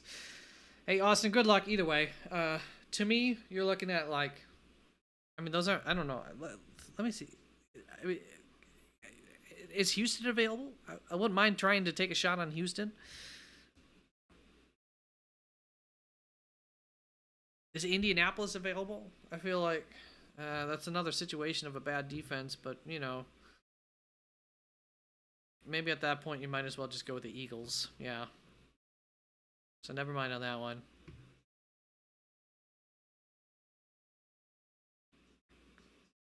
Chicago, Jacksonville. I don't know. I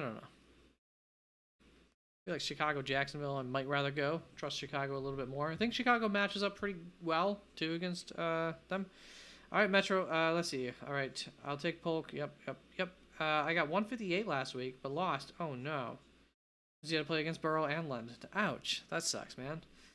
I won both mine. I'm good. I'm happy. 4-1 and 3-2 in a league, and that 3-2 is... Yeah, it's a strong roster, and it's healthier than my 4-1 team, but my 4-1 is fine. Just lost Rashee Rice, but I already had enough other pieces. Actually, it's funny. My 4-1 team, my running backs is crazy. All the running backs that went off last week are just not the big names. Trey Sermon, Jordan Mason. I just got a bunch of those types of guys. So that team's long term will hopefully be okay, but then I got guys like Chase Brown who are starting to turn it on for me. So we'll see.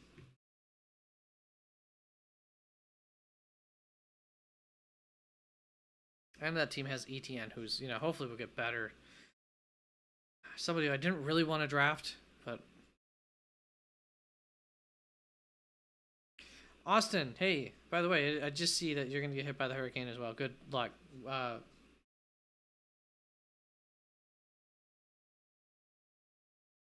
Some like north of Naples, south of Cape Coral. Are you in that range, or are you like north of Cape Coral, south of Sarasota, or like north of Sarasota, south of the top of the cone, somewhere Tampa Bay, or less?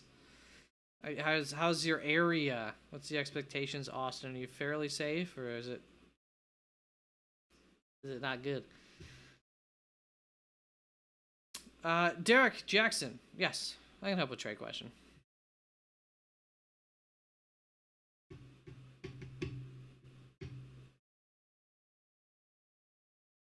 Do you get Wink News, Austin? That could be a question. I don't know how far north Wink News goes or not. I assume it's just maybe one county higher than I.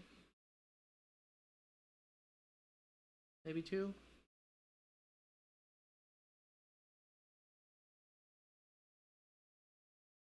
Well, shucks, I suppose you could be...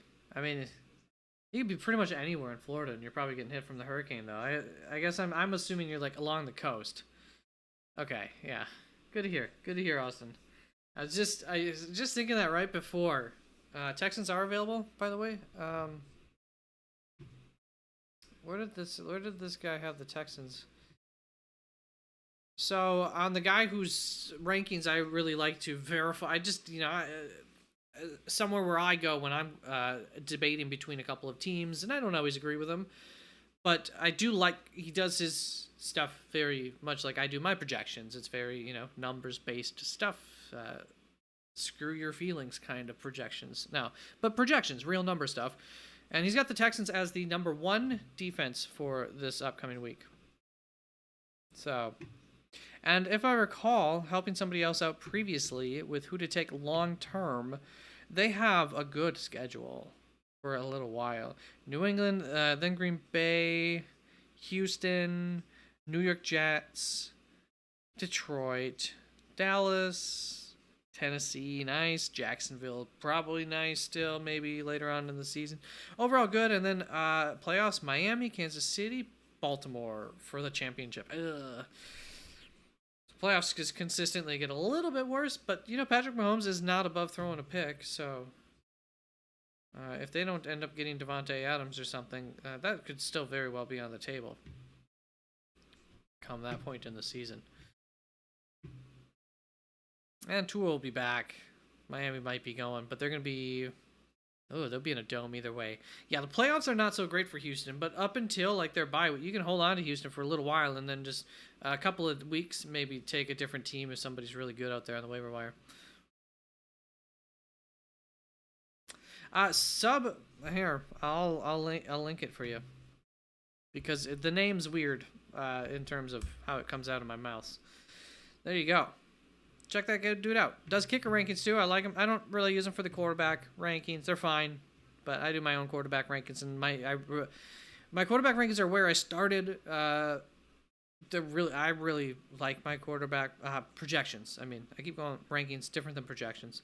I really like my quarterback projections. So his are projections as well, and so I just use my own. But a lot of times I've checked them like back and forth. A lot of times they're quite in some sort of unison, but we have some different factors that we used. He's got Baker Mayfield quite high. I get a feeling if I did projections, Baker would be quite high too for me.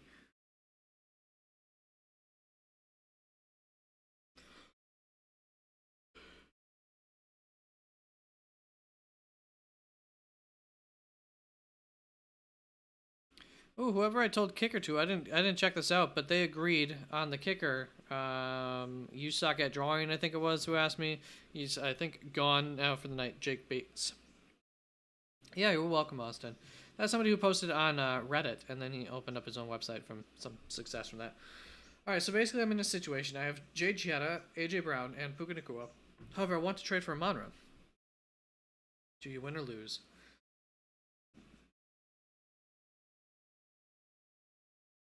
Wait, I'm getting Amonra, Etienne, Amari Cooper, Mayfield, Richardson.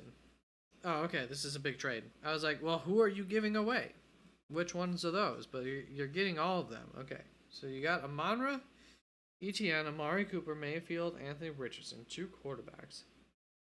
You're giving up AJ Brown, Puka, Ramondre Stevenson, Zach Moss, Brock Purdy.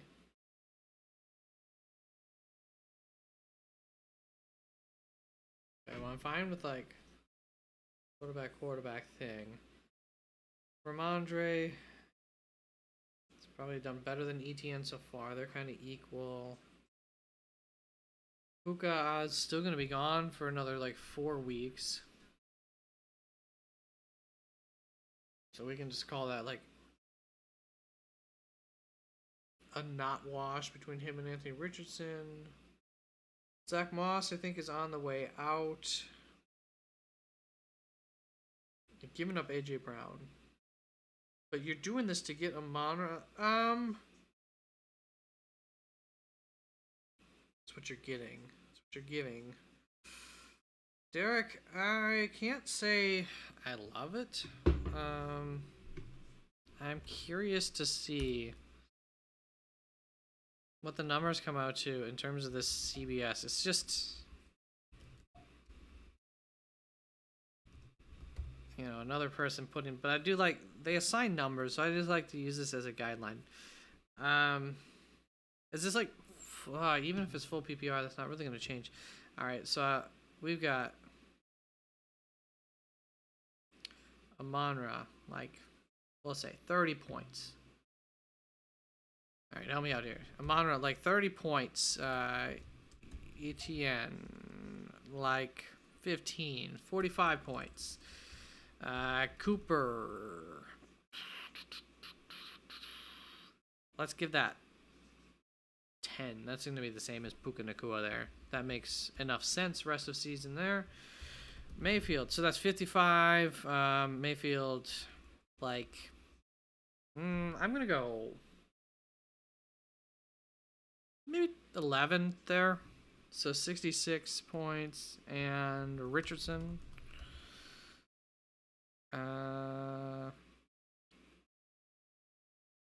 Again, one more here. What was it? 66? 75. Let's say that's like 75 trade value points there. And you're getting 2 quarterbacks. I don't love getting 2 quarterbacks here. Compared to AJ Brown, that's about 30 points as well. I really wouldn't say there's any difference. I agree with that. Puka Nacua is going to be 10. 40. Ramondre Stevenson. What are we thinking here? I think he's about the same value as ETN. Did I give ETN 15? I feel like I did, because you were getting rid of ETN and I had a 5. So we're at 55 again here, coming down the stretch. Zach Moss. I kind of agree with, I would even say maybe... Okay, 63, 8 points there. Purdy.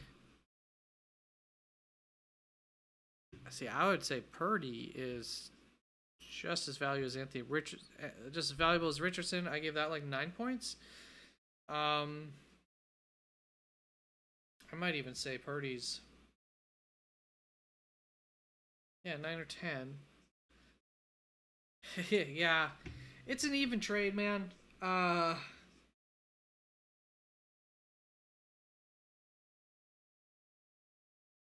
You're just asking who wins or loses. I can't say that there's a winner or loser. I would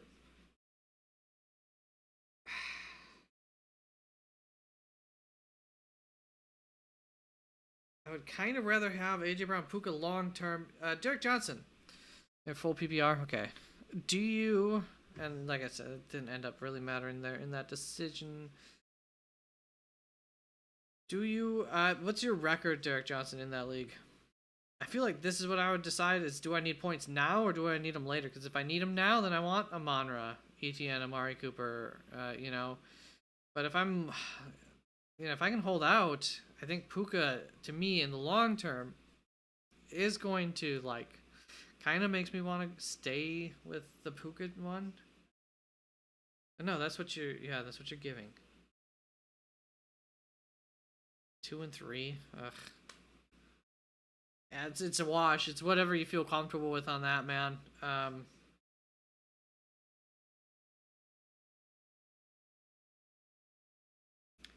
Anybody else have it? What do you guys think? Anybody hanging around? Do you think there's a winner or loser in that? I don't think there's a winner and a loser. I think it's just a trade, and it's what you would feel more comfortable with if, let's see, if I had AJ Brown, Puka Nacua, Ramondre Stevenson, Zach Moss, and Brock Purdy, would I accept the trade? At 2 and 3, I might, because I don't know if I'm getting AJ Brown back this week. I know I'm not getting Puka Nacua back for a couple of weeks yet. You know, as much as ETN is not enticing me at running back, I don't feel worse about ETN than Ramondre, Zach Moss, and I do feel like Ramondre, Zach Moss, one of them, could definitely be worse rest of season than they've been so far. And you know, as far as quarterback, I'd rather just have Brock Purdy, but I'm okay to get Amon-Ra St. Brown, which I think you said is your goal here.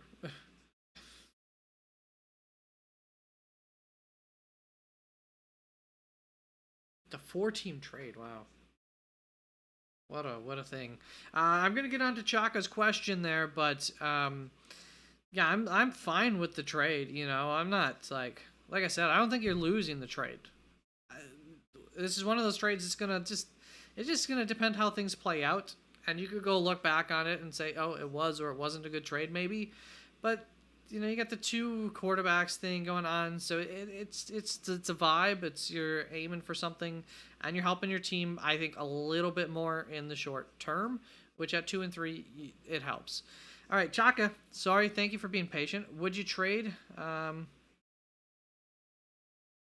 Yeah, the 2 quarterback thing, like I feel like I would just, I mean, you're not going to drop either one of them, but that's the issue, is now you got to hold on to 2 of them. I would be looking to ship Anthony Richardson to somebody who's looking like thinking that he's gonna get better, or like the first chance he has a big game, you know, maybe, and just feel comfortable with Mayfield, even though he doesn't have as high of a ceiling. But Chaka, thanks for your input there for that answer. So there you go. You got a couple of, yeah, we're all kind of saying we would go with the Amon-Ra probably here, but. Have a little bit of an issue with it. It sounds like it's the consensus. Would I trade Cup for Hall? So I've got Cup coming back. Is that week 9? I feel like is the estimated time of arrival on Cup. Let me just check my injury list here. Yeah, week 9 is the ETA there. We're going into week 6. So you're just going to 6, 7, 8. 3 weeks. Difference there for scoring. That you get Hall. 3 wide receiver PPR redraft. You have Neighbors, you have Smith, you have Deonta, you have Higgins, you have Brian Thomas Jr., you have Amari Cooper, you have Lad McConkey. Wow. Running backs are Kamara, Stevenson, Hunt, Moss. Ugh. Yeah. Sure. I would Chaka. Also have Braylon Allen, so I'd have the handcuff. Yeah, I mean, you might just root for, like, Hall to get injured, so that way it's only Braylon Allen, and he'll have a little bit of a higher floor then. Obviously, we don't know what he would do with a full workload, but he's definitely got the body type that he can handle a full workload.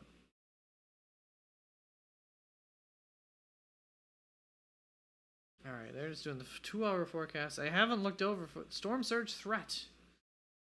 All right, still the same time frame, 7 p.m. to 7 a.m. Such a great time for this hurricane to come through.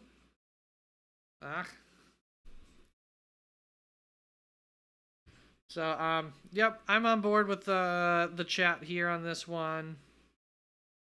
What are you doing removing your messages, Chaka? You weirdo. You weirdo. But, yeah, taking Amonra.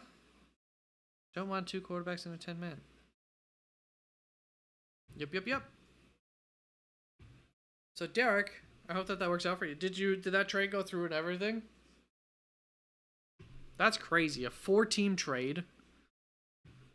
I love that. I wish there was that kind of coordination in my leagues. I've offered people trades where, like, I've entered it into, like, 3 different, trade value things. I have the Fantasy Pros trade thing. And it's like, I've offered trades where I'm clearly, just because I know this league, it's impossible to get trades done and nobody will accept them, where I'm clearly the loser in the trade. And I've offered it and, like, usually end up coming back 6 hours later and just removing it because I'm like, you know what? Never mind. I know I'm the loser in this trade, and screw it. As much as I want to make this trade happen, like, I'm just not going to do it.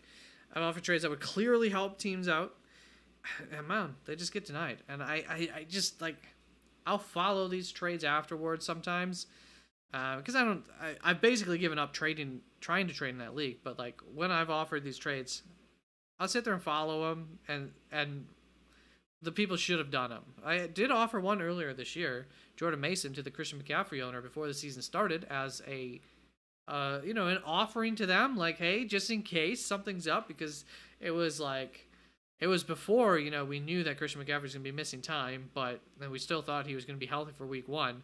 But there was also enough concern at that point, that I had Jordan Mason on my roster and everything like that. Because we just didn't really know exactly what was going on. So I offered him for Tank Dowell, basically. It might have even been him and a wide receiver for Tank Dowell. I think it was him and a wide receiver. I can't remember who. Him and DeAndre Hopkins, who was, like, kind of, banged up at the time, for Tank Dowell. They're I'm 4-1 in that league. They're, I think, like 1-4. So, well, should have taken it. I shouldn't have offered it.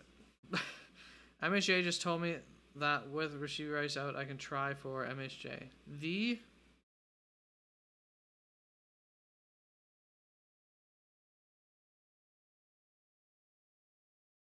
Metro, what? I'm guessing the league manager told you that with Rashid Rice out, you can't try for what? What do the two have to do with each other? I assume I'm just forgetting what trade offer you were trying to get done or something. I don't remember anybody talking about Rashid Rice though so far, so I'm confused, Metro. Andrew Burwell, what's up? Sup, bro? How you doing? Let's see.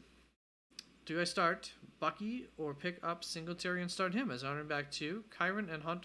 Well, I don't know that Singletary is going to be starting this week. He had a cap. Hold up, I'm pulling it up. Devin, where are you?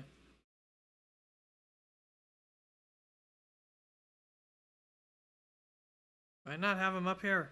Gosh darn it, hold up.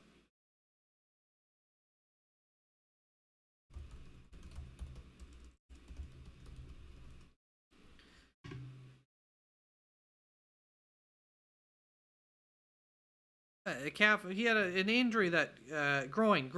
Those things can linger, and oftentimes cause more than a week's time missed. He very well might play too, but if you pick up Singletary, who are you gonna have to drop, Andrew?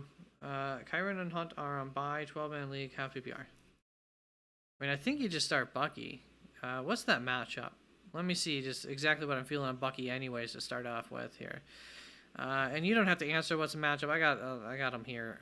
Tampa Bay going up against New Orleans Saints. Yeah, tough running defense. However, Bucky.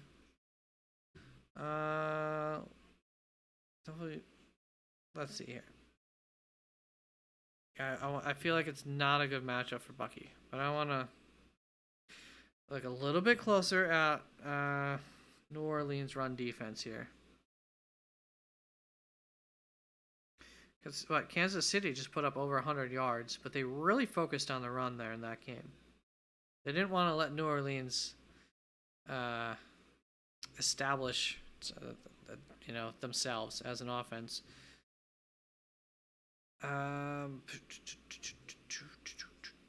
So teams run on them fairly regular rate, about 90 yards a game. Receiving isn't necessarily an area of kind of average. It's kind of all just average. I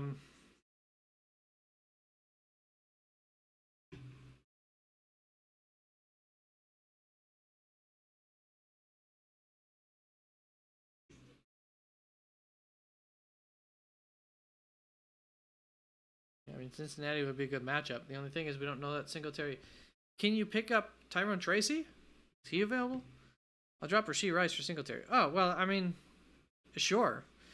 If Tyrone Tracy's available, I might take the shot on Tyrone anyways instead.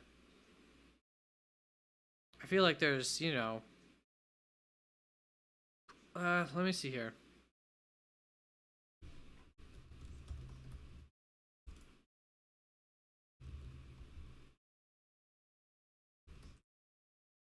Groin injuries.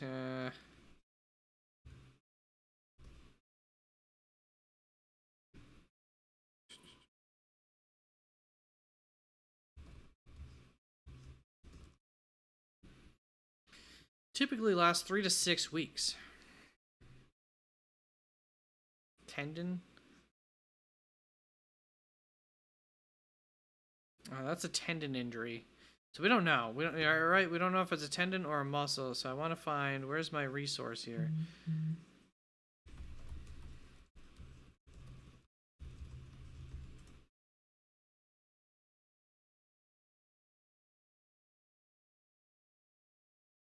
Nope, that's not what I like.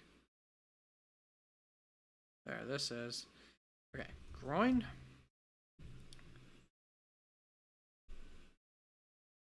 Strain.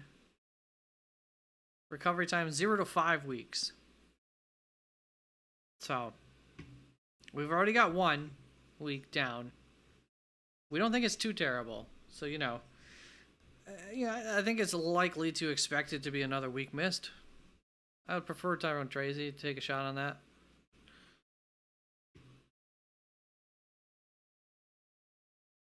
If you could pick them up if you could pick both of them up, great. Yes, I would rather start whoever is starting for the New York Giants against Cincinnati than Bucky Irving, but I definitely don't want to drop Bucky Irving, obviously, as you know.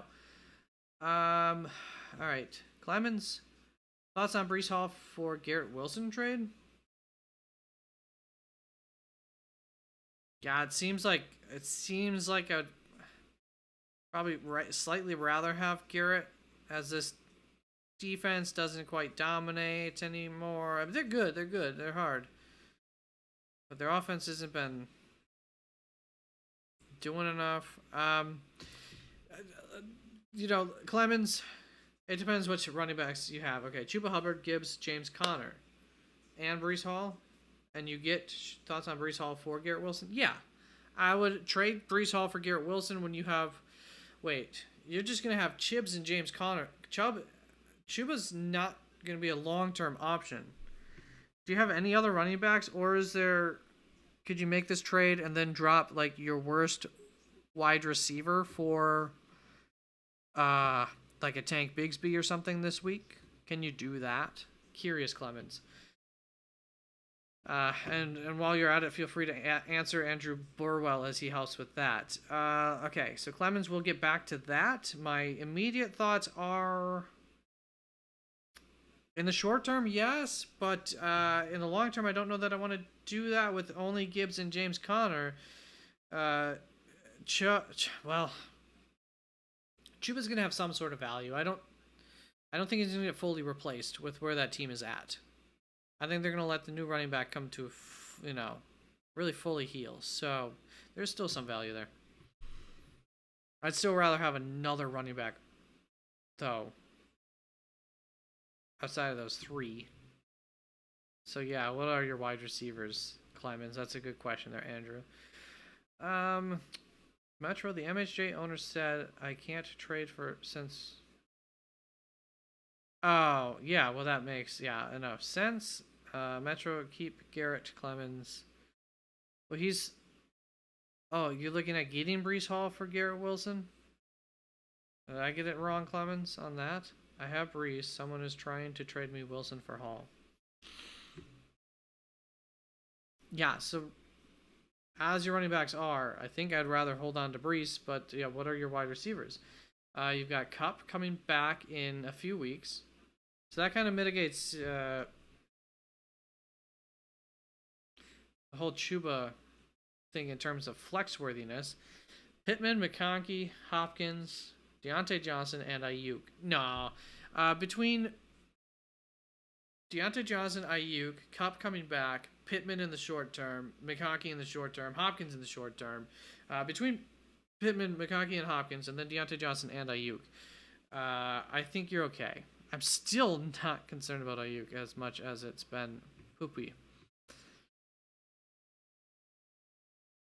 Did he end up coming through this week? Kind of ish. Yeah, he ended up having a better week. He didn't blow up like I was hoping, but it was better.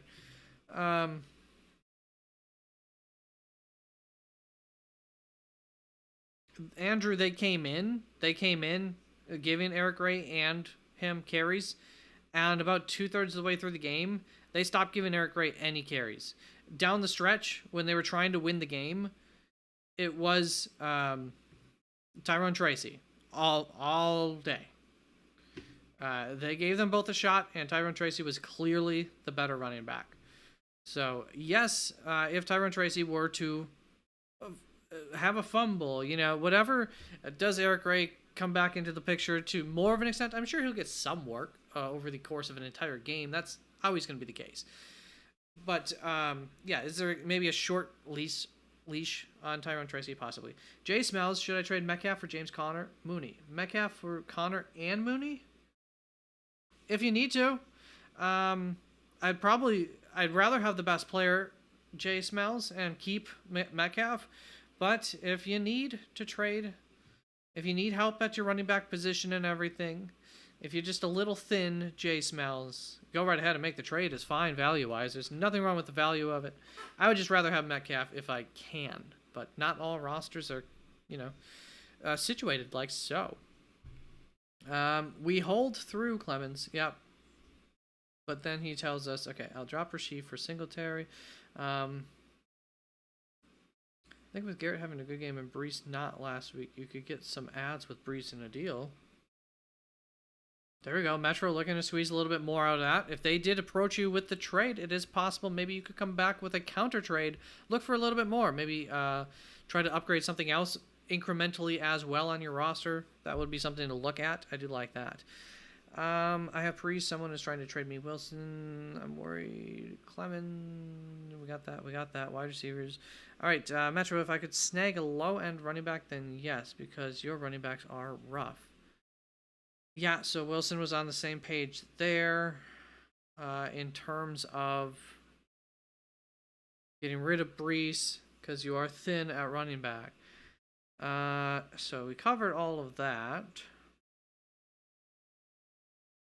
Jay Smells, should I trade Metcalf? All right, Jay Smells. Yeah, I apologize that it took so long to get to your question. Okay, I guess I could just post my team. What should I work on? I have Rashad White. Okay, that hasn't been as nice as you hoped. Brees Hall, nor is that. C.J. Stroud, Jordan Love, Deontay Johnson coming together. Malik Neighbors, Brian Thomas Jr., McBride, Kyle Pitts, Chase Brown, Brooks. Is that like Jalen Brooks you got? I don't know why you're hanging on to him too much. Dell and Pollard. Okay. So I think if you're going to do something, you're looking for somebody who has had very bad tight end luck, is streaming tight ends, and preferably if you happen to be aware of somebody who's like just sucked at streaming tight ends so far and would be frustrated, I would look to capitalize on Kyle Pitts and combine Kyle Pitts with Rashad White for a small upgrade at running back. Or if there's a team who has too many wide receivers, they need help at running back, offer that there for a worse running back, a better receiver, and then they get Kyle Pitts to fix their tight end situation and some sort of running back situation. So I think you could go either way with the running back to help make that work if you wanted to upgrade wide receiver. Hold up. Do you have a room to upgrade your wide receiver? You got Stroud and Love, which you could also work with. I would look at packaging. If there's a team that has quarterback help, you could also do that with Brees Hall or Rashad White, depending on exactly what level of running back you're looking at, and that's going to depend on the roster that you're looking at. You need to look at rosters and identify a team that you can trade with, given what assets you're willing to give up. In terms of the running backs, wide receiver situation, you're kind of thin there, huh? Deontay, Malik.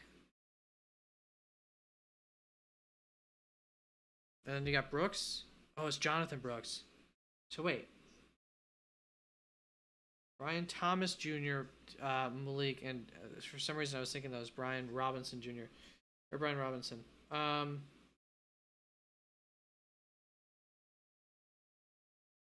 Yeah, you've got too much quarterback, too much tight end. So you can, if you want to improve, I would look to improve. See, I don't think Brooks is going to end up being like a full-time starter, at least not for most of the season. I think they're going to take that really, really slowly. But you do have Pollard. And then you got Tank Dell. I would look to improve, like, Brees Hall's got more trade value than Rashad White. So I would like to go Brees Hall and Pitts, or Brees Hall and probably Jordan Love, if you can. I don't know which one of them's got more value. Quarterbacks are hard to get rid of, though. Pitts probably has a little bit more value there. And Metcalf on top of this, nice. Yeah, so your wide receiver room's good. And upgrade that running back room. So Brees Hall plus identify a team with a quarterback situation and a tight end situation that you might be able to take advantage of. Offer both of those team trades if you find them. And see who accepts. That's what I would do, Jay Smells. All right, so I skipped over a few people to catch up to you because I had made you wait so long before. So I will be back if you want to continue that conversation, but I got to go backwards here. Metro would not do it. Hey, everybody, appreciate your help with Clement's question there. Tyler Owens, not a waiver question, but who do you feel better about this week, Mooney or Pickens? So I have not done my rankings at all yet. This week, Mooney or Pickens? The way Mooney's going, I think the answer is going to be Mooney. Atlanta going up against Carolina. Okay, so not going to have to pass all game or anything. Probably not. Although I think Carolina might be able to move on their defense well enough that they might be able to keep it a game at least compared to Pickens, Pittsburgh, Las Vegas. Yeah, that's kind of nice. Yeah, no, I think I'm just going to take the Mooney on that one. That connection's been really nice. Tyler, Mooney. I'm pretty sure I'll have Mooney ranked higher than Pickens there. Quincy Davis, what's up, y'all? Cup is coming off the IR. Need to drop one. He's coming off IR. I still think. Oh, that's Puka Nakua. I hope I haven't been getting this backwards. Cup. What's my time frame on Cup? Yeah, he's gonna be week to week here. So I think there's a couple people who had Puka and Cup questions, and I might have been reversing their injury recovery times. I might have been. I don't recall for sure. If so, I definitely apologize, and hopefully you kind of caught on to that. Need to drop one. Wide receiver is Lamp Cup. I assume Lamb. I assume that's Lamb and not Lamp. Well, Tyler Owens, I told you in the offseason not to draft Pickens. I told you, you can't trust the man, and he's going to be really up and down with either one of these quarterbacks, and you'll never know when you can play him or not, and by the time that you realize it, you're going to not play him, and he's going to go off. And then you're going to play him the next week, and then he's going to have another dud. That's the Pickens experience, especially in this offense, especially with these quarterbacks. None of it was working towards a good season, and I don't know why so many experts were like, Pickens, he's going to be so good this year. Got to get Pickens because, you know, Pittsburgh and their offensive coordinator coming over from the Falcons, who's, you know, pissed off every fantasy owner for the past how many years with every big tool that he's had. Just never understood it. I was not opposed to drafting him at some point, but nowhere near as high as he was going in drafts, and nowhere near the same thoughts as a lot of experts. There are some guys who I definitely nail it, and I don't understand how there's ever a question otherwise. But then again, you know, sometimes I'm the one touting somebody, and then it's like, wait, well, like you know, the running back Zamir White. Yeah, somebody could say the exact same thing about Zamir White in my case. All right. I've been trying to get to this. McLeod has had a sneaky amount of targets, and Mooney is coming off a good game, so his price is way high. Oh, here we go. So, Quincy, I didn't get this. Cup is coming off of I need to drop one. Lamb, Debo, Mooney, Juju, Tank, Dell. You got to drop one? Can you trade one? Can you do a 2-for-1 trade? Just do Juju and Tank Dell for like... And you got a week to put this together, so you can figure this out. Find a team low on wide receiver if that's a thing in your league. It might not be. You know, sometimes it's not. Or, you know, they're just like thin on top end talent. They're holding on to a bunch of like really bad flyers, or maybe guys who haven't done so well lately. And do like, what am I looking for here? Okay, we've got Tank Dell and Juju, who's you're not gonna get what you want for him. Yeah, maybe go with Mooney. He's gonna have a lot of value right now, probably. Let's call that like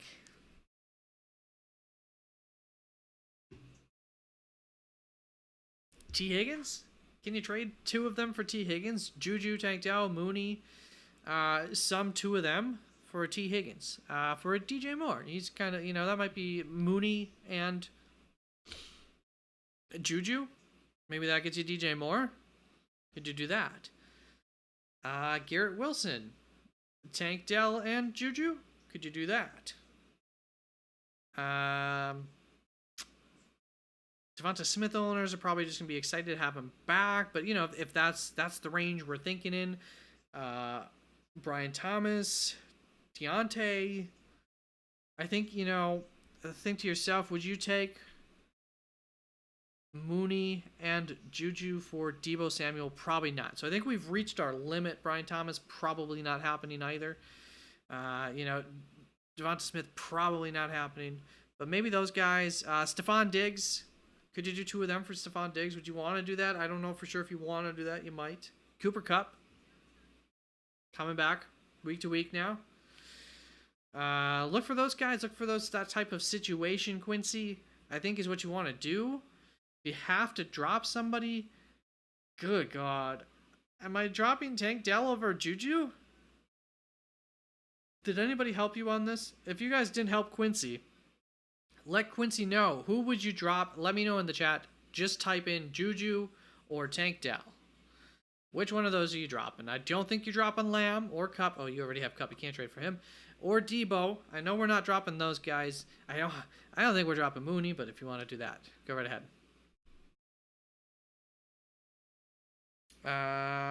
Metro helped out there with not dropping Mooney and offered, I suggested a trade. Jace Mouse, I guess I could just post my team. Okay, we got that. That's why I wanted another running back. Metro, bro, I'm walking into this week with JT, Sermon, and Justice Hill. Aaron and Achan are both on bye. Hey, that's why we got Justice Hill on the team, though. He's had a few good weeks. Is it going to be a good week again? Let me see here. Justice Hill, who are we going against? Baltimore. Washington? Maybe? This might be a decent matchup. I mean, it's definitely not a bad matchup for him to have a big week. How do they do against receiving backs? Let's see here.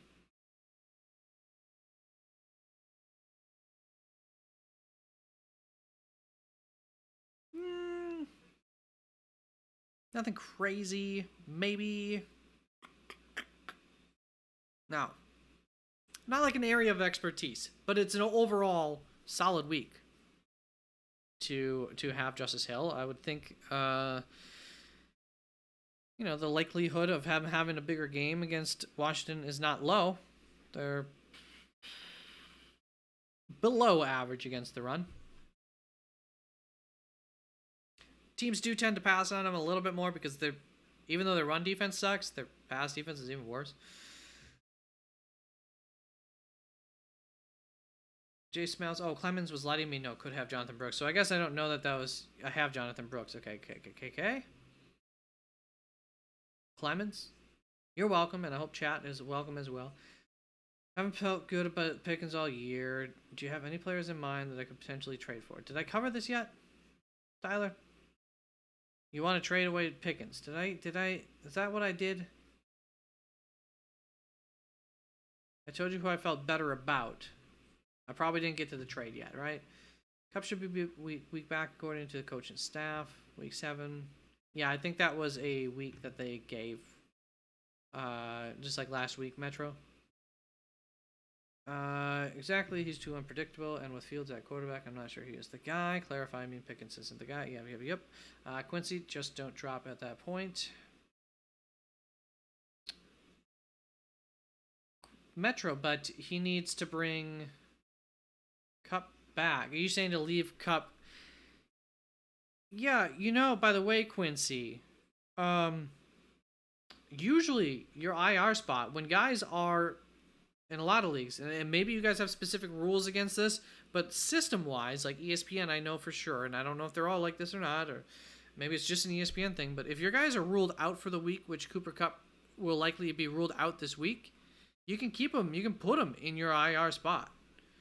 So that's something else to think about, Quincy. I don't know, once again, what your league rules are on that. That's looked upon differently in different formats, I know. To me, I don't see why not. The NFL has a system for that too. So I think it makes sense for all leagues to have a spot or two open. So a team doesn't have to go just outright drop a talent in order to bring somebody on because of injuries or bye weeks, for that matter.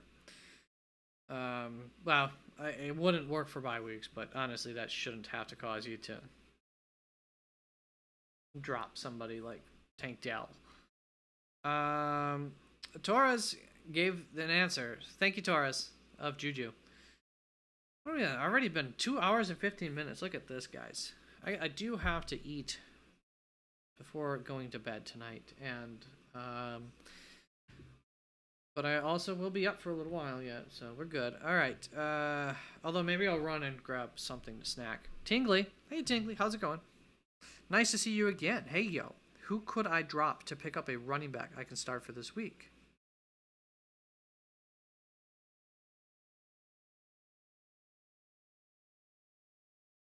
My brain is farting. All right. Who could I drop? Okay. Picking up Bigsby, Tracy, or Roshan. Bench is Kirk, Mostert, Hunt, Algier, have Bijan, Andrews, have Likely, AR, have Fields.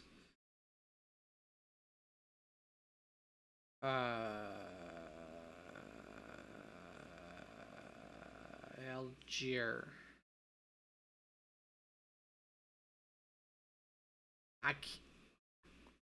Based on performance and everything, you should probably drop Andrews. Honestly, I would have such a hard time dropping Andrews, but I'm not an Andrews owner. I have been in the past, so I do get a little bit of the frustration, but I don't get I don't have the frustration level that says, yeah, I can just drop Andrews. However, being an owner of Andrews so far this season, maybe you have the gonads to do that, because I think, like, analytically speaking here, just ignoring the name, knowing what we know that's happened so far this season, I think Andrews is the right answer. I don't want to hold on to two tight ends. And likely is the one that offers you more fantasy value right now. I don't love trusting that to be true throughout the entirety of the season.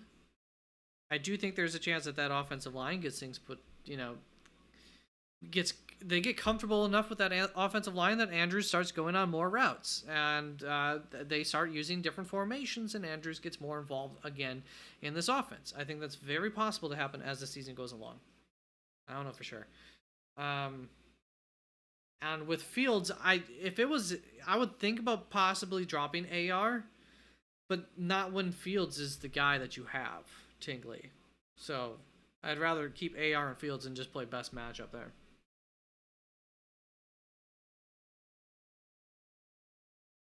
You could drop Hunt. Really, you could.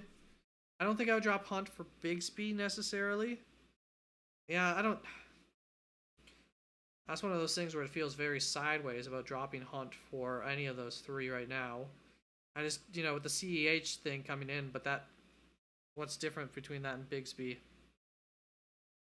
So I'm not like insanely high on Bigsby.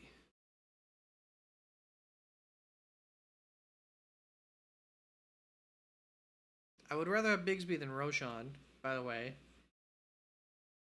And I would rather have Tracy than Bigsby for long term. And for short term. Personally. Alright, Metro. We got a player in our league that always drops before waiver wires for some reason. Yeah, some people do that. I got those two. And every now and then I do too. If it just makes sense for...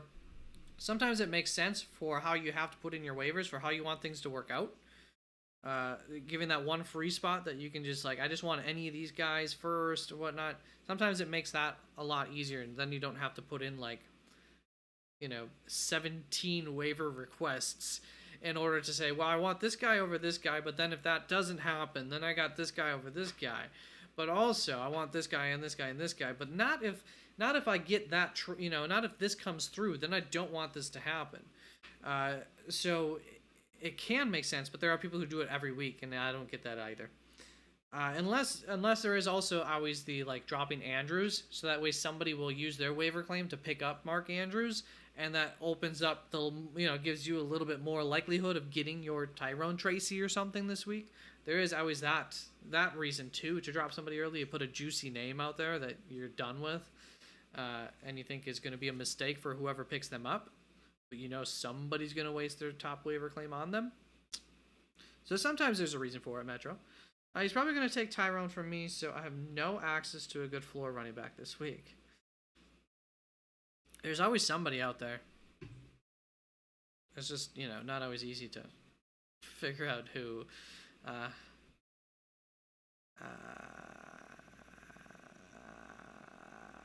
Yeah, you'll have to come back for start sick kind of questions there, Metro. I don't know how to help you if he takes Tyrone. I'm trying to think of if there's any waiver wire running backs that aren't being thought of, because last week I was on top of Tyrone Tracy. The week before that I was on top of Roshan. I've been on top of Dowdle for last this entire time. I've been on top of some of these names that all of a sudden people are now competing for early for you.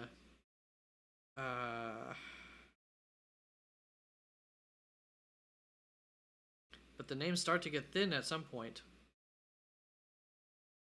Tyler, I appreciate it. Rank my roster. Here, let me get you that quick. Lamar, AJ Brown, How many teams? How many teams is this league? I'm already seeing Lamar and AJ Brown here, and I'm starting to think maybe this is and Debo. Let's see here. Mooney, Chuba. I assume that's Big B. Ferguson, Wandale. All right, so you have Lamar only at quarterback. Okay, A plus already. They're so far. Wide receivers. We've got AJ Brown, Debo Samuel, Mooney. Looks like you need 3 wide receivers. You have Wandale. Tyler Lockett. I think that's 5, right? And Pickens.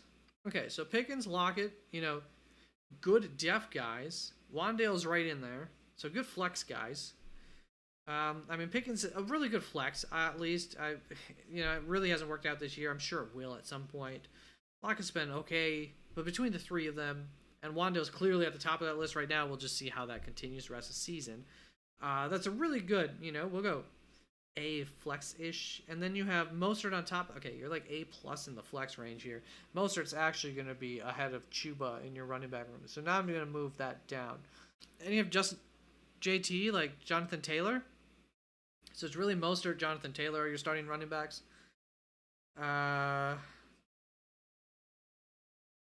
AJ Brown, Debo, Mooney, Wandale. So that's A territory, right? This is a good team. Mostert, JT. It's like a B plus because of JT, and it has the ability to be an A because of Mostert. And then you got Chuba anyways and what he's been doing on top of that with Mostert. So between the 2 of them, we're still at least in that A, B plus territory or that for that running back 2 spot. Drop TA for Bigsby, easy. Oh, somebody's saying drop TA. Tyler Algier. Okay, yeah. Yeah, but it might be Andrews if you really think about it. Because if Bijan goes down, Tyler Algier's value is huge. And Algier's getting fantasy points on his own. Like, if you had to in a week play, I don't know that Algier's any better or worse than Bigsby. I think he's better than Roschon. Tracy, in the very short term, is better than Algier, but I don't know about season long. And to be honest, I'd rather have the running back of Atlanta than the New York Giants. So I don't necessarily agree with that Tyler owns, but I don't mean that to say don't ever speak up in chat again. I'm just letting you guys know. I don't necessarily agree with that, but that is clearly your opinion, and I don't intend to sway you from that unless you agree with what I just said. Then feel free to be swayed. Tyler, I don't know what to do with this roster and grading it because I don't want to give you an A, but I feel like it's it could be better, but it's really strong overall right now for sure too. I'm gonna go with an A minus, and I just because I just don't want to give you an A here because I'm not just handing out A's all over the place here. I gotta keep a high. I can't give everybody an A. I don't think I've given anybody an A. I don't really like ranking rosters. I like your roster a lot, is what I want to tell you. I think it has a lot of potential. Hopefully it stays healthy. You clearly don't have like the deepest of benches, so there's some stuff out there on the waiver wire if it doesn't stay healthy that you can attack to help improve it more so than if you had deeper benches, especially wide receivers were to get injured. So I like it. You're going to have to continue to stay on top of those running backs. If something comes along the way, don't be afraid to drop a Bigsby or a Braylon Allen to jump on a better opportunity would be my only advice. And that doesn't mean I'm saying to drop them. I'm just saying if that other opportunity does come across, don't continue to look in the future. Look for the now. If all of a sudden a starter pops up, that's better for you. Because you're about one injury away from being really thin at running back in terms of having that number 1 running back that you can rely upon. Metro, the top ones then are Roschon, Bigsby, Emmanuel Wilson, and Algier. Metro, he's probably going to take Tyrone. I would go I mean, Bigsby seems to be carving out a role. I don't know how great that role is in the Jacksonville offense.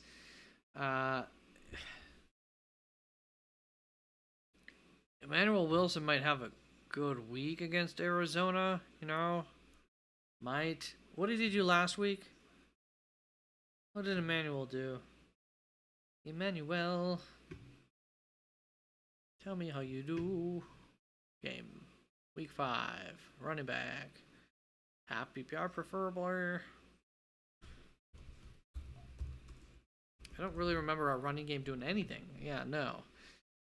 And that was a good matchup. And it didn't work out. So that's concerning. Against Arizona, who just beat San Francisco. But, you know, things happen. Things just happen sometimes. But I would rather one of those guys. Algier, what did he do this week? Probably nothing.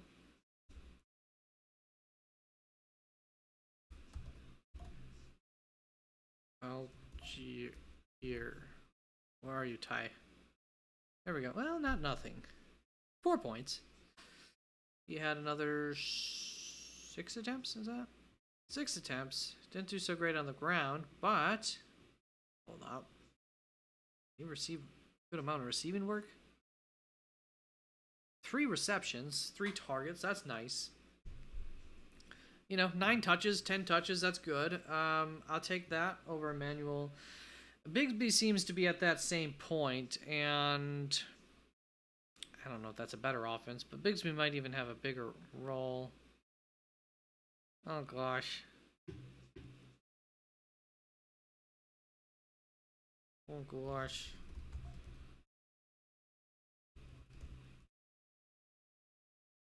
What the heck?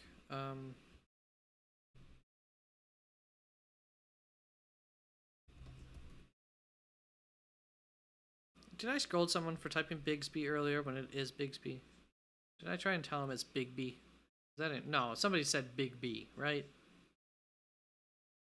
Alright, 7 points there.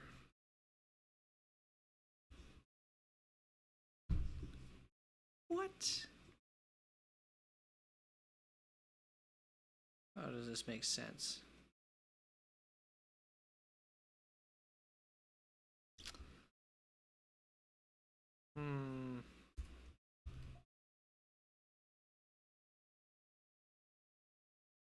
I don't agree with this list. Alright, I think the whole world's gonna say it's Bigsby. And I don't disagree. Bigsby, Algier, I would put second. Roschon third. Maybe.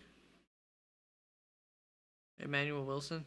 This week, who's Chicago playing? We're just looking at 1 week. Short term. Chicago, where are you? Or matchups, where are you? Jacksonville. And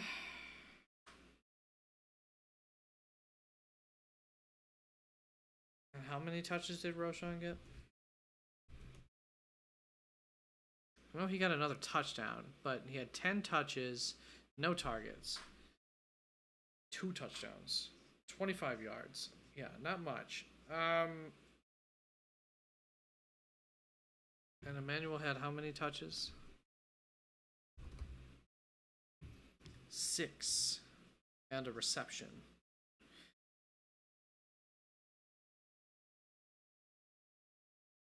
I don't know. Whichever one you want. I'd lean towards Emmanuel over Roschon for that 3rd spot by a nose hair. But I can't even say long term Roschon's better there, Metro. But you're sitting okay if you can get Bigsby or Algier. I think both of them. Would you drop Ingram, Ridley, and Brian Robinson for McBride and Najee? Would I trade? My bad, Sebastian. Would I trade them? Full PPR? Ingram, I'm pretty high up on in full PPR even. Especially given the world of tight ends right now. Okay, but you're going to get McBride. But I don't necessarily know that I want Ingram over McBride over Ingram too much. So what are we doing? Ridley, B-Rob, Najee. Nope. Sebastian, I would sit tight with that. You're just going to get Ingram back. Don't penalize Ingram for the bad half a game that he played before he got injured. That team needs him. I loved the situation coming into the season for him, and McBride hasn't really been living up to what people paid for him. So I don't want to buy high on McBride for really little reason. And Najee sucks so far, fantasy wise. So 10 team, nah. Brian Robinson for McBride and Najee, I'm not doing. I'm not doing that, Sebastian. If anybody else feels different, speak up. Let them know. Tyler Owens, here's my thoughts. If you're keeping Tyler Algier for the handcuff, it's not only a handcuff, though, for me. Tyler does have some weeks. Where is it?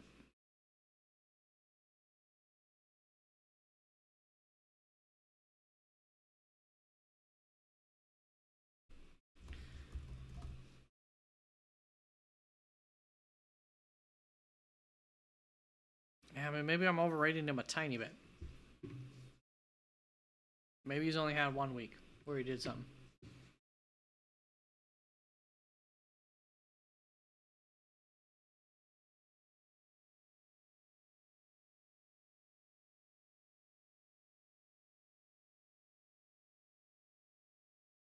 Yeah, Tyler, I'm definitely not saying it's not okay to drop Tyler Owens, TA there. I'm just saying I wouldn't do it for Roshan. I think it's close.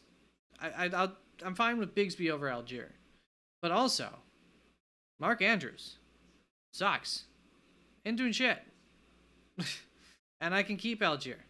And if Algier's the only one in that backfield, I do think that he's gonna do plenty fine, and you're gonna regret not having him. Not to say that you might not. You might say, well, but I have Bigsby, maybe, and maybe Travis Etienne gets injured, and then Bigsby's definitely the guy. I'm not dropping Algier for Roshan, that's for sure. And Tracy, if you need somebody this upcoming week for sure. Long term, I think they're both still a little bit reliant on an injury or something. Long term, I'll take Tracy over Algier too by a hair, and I just hope that I don't regret it at any point. Well, I'll agree with that too. But also, Mark Andrews, if you got the balls to drop him, go right ahead. Fantasy Sizzling, hey, what's up? I went with Ford over Achan. Not that it matters much. Either way, 5-0, baby. There we go. Yeah, good call. What was the difference in their scores? I am curious. Ford. Nope, this isn't, hold up. Last week. I'm going to go half PPR, so it might be a little off. Ford got you 6.4 fantasy points, probably. Maybe. And Achan 2.2. There we go. Nice little 4-point bonus. Yeah, I think I don't remember what order I had them in. Are those the two that I have them back to back? In my rankings? I don't know. Creative discussion. I love it. Tyler, I love you. Been loving this guy's vibes. Oh, you're too kind. Love you guys. Thank you, brother. I started 0-2 before listening to you, and now hey, there we go. That's awesome, Tyler. Glad however much I could help out. That's awesome. I do not intend for my advice to be taken solely and utilized, and that is why I don't often answer questions very quickly. I like to give details, let you know what my brain's thinking, and you can say I agree with that or I disagree with that, but at least you have another, I think, usually educated input into it, and often numbers-driven input. I try to trust the numbers more than my heart. Let's just play it. I can pray that you get Chiron. I'm with that. Jay Berg, how's it going, brother?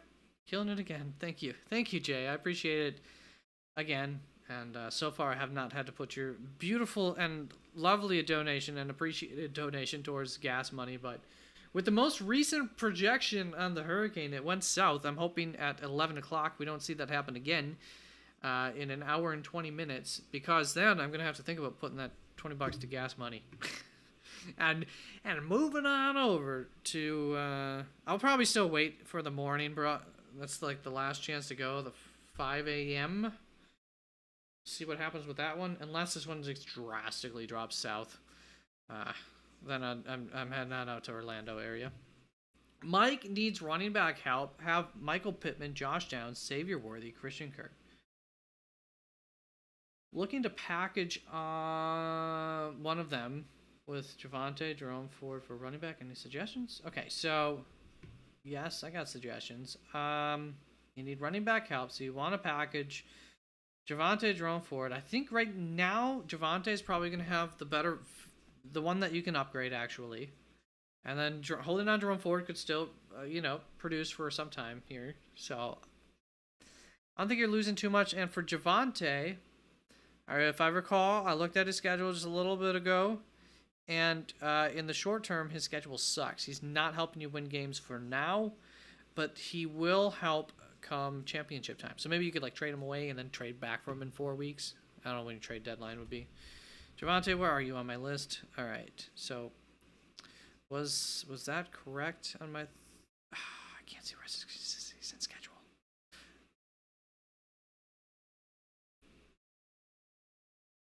Javonte, where's your rest of the season schedule? Was thinking about somebody else. Nope, I got the right person. Yeah, so coming up, we got Chargers, New Orleans, then we got Carolina, so that's good. But then we got Baltimore, Kansas City, Atlanta, yuck. But then come week 12, we got Las Vegas, Cleveland, a bye week right before our championships when it's not as good. It's Indianapolis, Los Angeles Chargers, and Cincinnati, so 2 out of 3, they're definitely good. Los Angeles Chargers not so great to get into the championship game. But, that's Javonte Williams season long, so in the short term, if you're struggling, let's get him now and then maybe trade back for him. If possible, a little later, after he struggles. You get Javonte Williams, and you sell him, and let's get rid of one of those, Michael Pittman or Josh Downs, right? And Michael Pittman's coming off of, right, a big time, some good times lately. Maybe you can capitalize on that. I don't know. Are people thinking more about Josh Downs than Pittman? No, I don't think so. We're down on both of them. We don't love both of them, but I think we can sell Pittman down the stream here. And Javonte. Without missing out on too much in the short term. Is this full PPR or what are we doing here? We don't know. Maybe Pittman and Ford or for Pollard and Stevenson. Okay, you gave me an option here. I'd rather get... I think Javonte Williams has more juice to make these things look better. For a reason, of course, but I do think that for Pollard or Pollard, yeah, Pittman, I'd do that. What I was trying to do is give you a little bit. What you got to do is you got to find the team that needs help at wide receiver and has a little bit of extra running back room that you can steal, their third best running back. And give him a little bit of help at the wide receiver spot. So Pittman, let's assign that 10 points of value here ish. And then Javonte. Let's assign that 18 points. Yeah, he's about as valuable as Rico Dowdle, Rashad White, and might even have a little bit more. Let's give him 9. Let's give him 9 points. Nope, 8. Okay, so 19 on the scale here. We're looking at, can you get Christian McCaffrey? Probably not, right? Probably not. James Conner, probably not. Yeah, looking a little rich there still. Javonte, well, to the right team, with the right situation, maybe you can get a James Conner. Maybe you can get a Joe Mixon. More likely, you can Swift coming off of a couple games, maybe they think that they're selling low on Swift to Javonte and they get their help. If you wanted to make that move, I don't know. Brian Robinson Jr. I don't know that I agree with the value on this list, but he's in that range. Tony Pollard, right in that same range. Ramondre Stevenson. Yeah. Do we want Ramondre? Is it worth it for Ramondre over Javonte? In the short term, probably. In the long term, I'm not so sure. Travis Etienne owners are desperate to get rid of him. Could you just straight up trade Javonte for Etienne? Probably not. You got to get rid of somebody then. I guess then maybe you go Josh Downs, and or Michael Pittman and Jerome Ford. Once you're getting into the ETN territory, might be looking for Jerome Ford instead. Yeah, not a whole lot of options. Brian Robinson Jr., Tony Pollard are kind of that sweet spot, I feel like, that Javonte Williams and Michael Pittman, for the right person, might be enough there, Mike. Okay, so you've identified the roster. Yeah, I go for Pollard over Stevenson myself. They might feel the same. Hopefully they'd counter with Stevenson if they don't like, that. And then you can do that. The back-to-back. You talk about the compliments sizzling? Yeah, right? Currently 1-4 for Frizzle. Oh, man. And you've been hanging around. See, my advice doesn't work for everybody. My starting lineup this week is Murray, Olave. Well, of course, my advice also is based on your roster, so maybe Frizzle, I don't know. Kyler Murray, Olave, Devonta Smith, I assume, Bijan, Mixon, Ferg, Bigsby at flex. Hopefully things turn around for you. Yeah, I'm hoping for Bigsby to come back through. Fergie, we know, solid. Mixon, you're getting Mixon back, Smith back. You've had some injuries. Olave, I think, aren't we in a better matchup this week? I feel like I didn't love it, but also maybe it's good. Where are you, New Orleans? Yeah, Tampa Bay. Let's go. See another backup, another solid game from Olave there. I had Achane and Aaron, who both got hurt, and I had JT out. By the end of the week, I had 3 to 4 running backs hurt, and the last one was Trey Sermon. So yeah, hey, that's why running back depth is so important, because running backs go down like freaking flies. Fantasy sizzling, this whole thing. Let's see, appreciate you actually give thought out answers, no lock answers, and the more opinions, the merrier. Hey, appreciate you, Fantasy. Lex Plant Some Trees, one of my favorite names here on YouTube. Lex Plant Some Trees. What up, Lex? Would you stream Packers D? I don't feel like I've seen you around, Lex, this season, so very nice to see you. Packers D versus Cards. Bears D versus Jacksonville. I think I'm going to go Bears D against Jacksonville over Packers D there. Maybe? Am I doing that?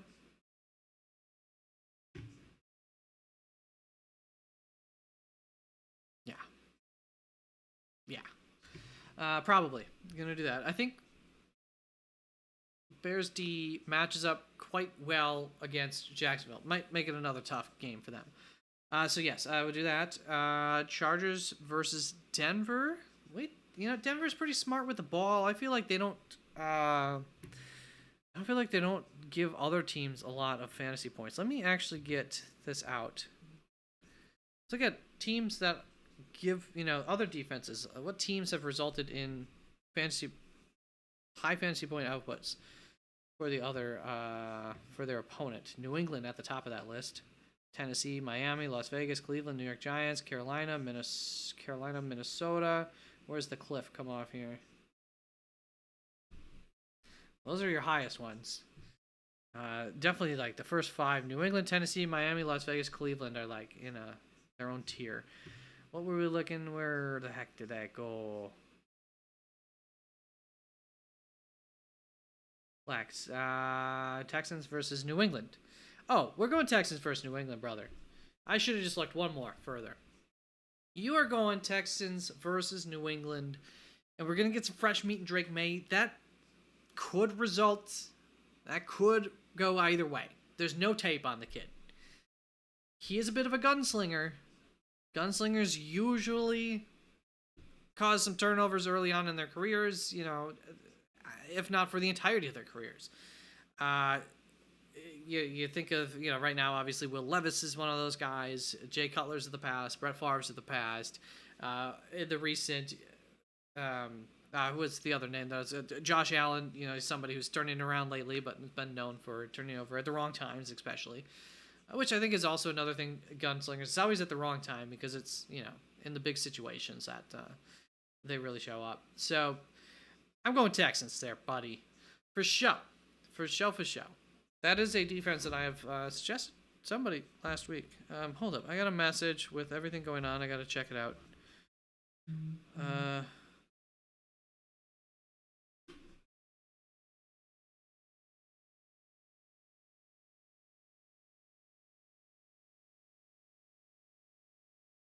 Oh, cool. I just got a drive that's not all the way to Orlando if things... Okay, let me just quick respond. One of my parents trying to, keep their child safe. So I guess we'll respond.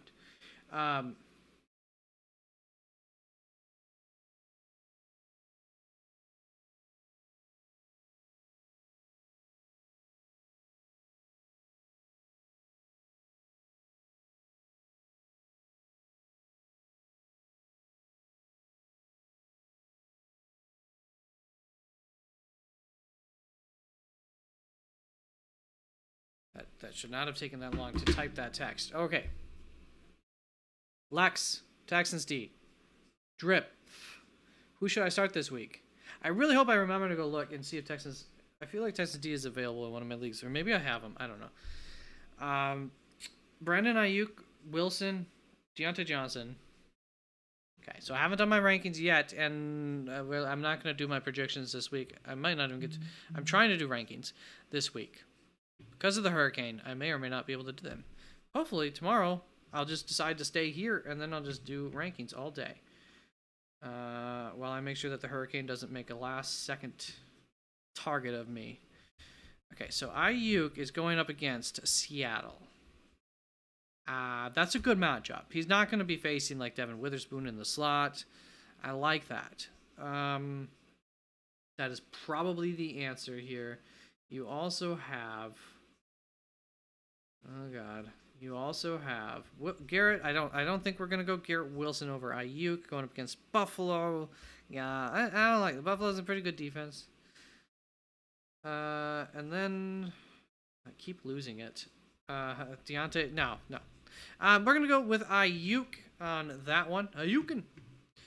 0-5 need help. Okay, so definitely Brandon Ayuk there. You have Najee Harris and Connor for running backs. Do you want to trade for David Montgomery? Yeah, if you could do, like... I don't think...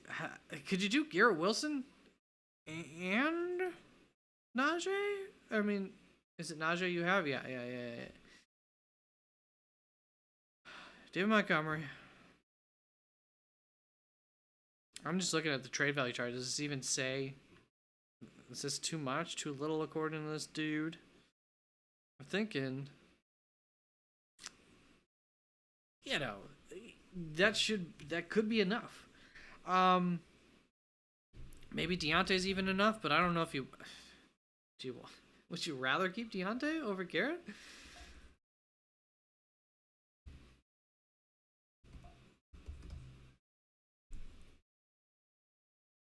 I think you'd rather keep Deontay over Garrett, right?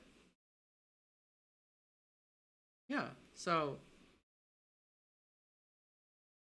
Garrett and Najee for David Montgomery. I would do that. If you're in this situation, and obviously you're choosing between these three wide receivers, so your wide receivers aren't so terrible. Or you've figured it out. You have other guys that you're trusting this week over Garrett Wilson and even Deontay Johnson, who's not like a terrible play. Drip, doing it. Tyler Owens, the only person I dropped TA for is like Ty Chandler or Bigsby. Ooh, even Ty Chandler. See, I think that's sideways there for Chandler, but I see. Although, wait. Aaron Jones is out for some time, so Ty Chandler's like really useful right now. Caleb versus Kirk rest of season. I feel better with Kirk.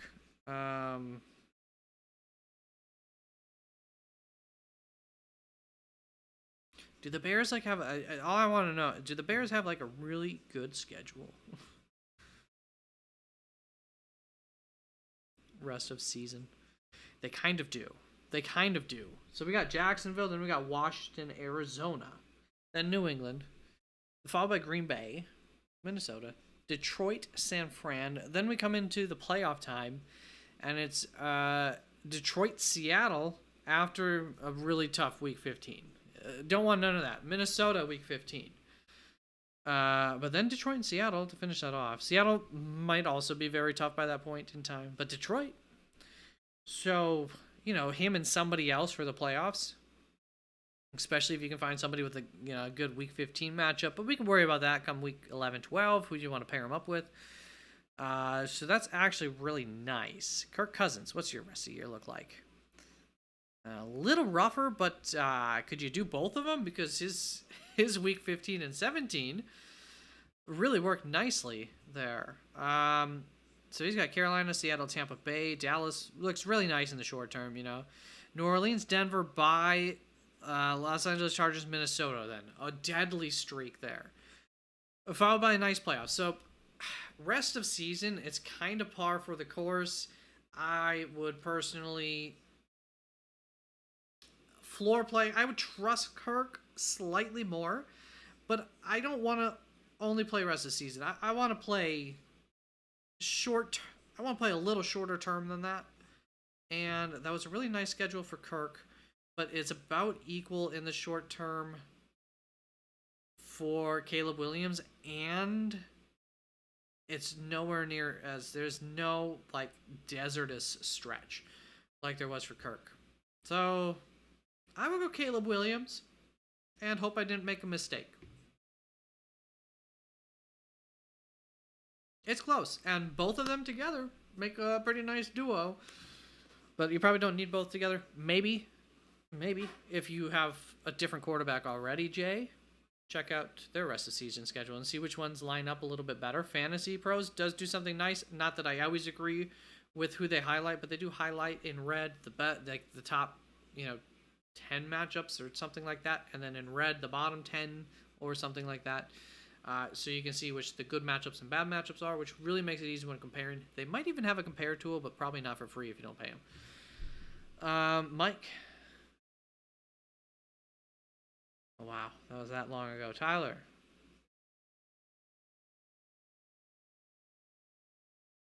Appreciate you. Nice, kind words. Again, sizzling. Would I start? Would Houston, I assume that's would you start Justin Fields or CJ Stroud this week? I did do quarterback rankings earlier today.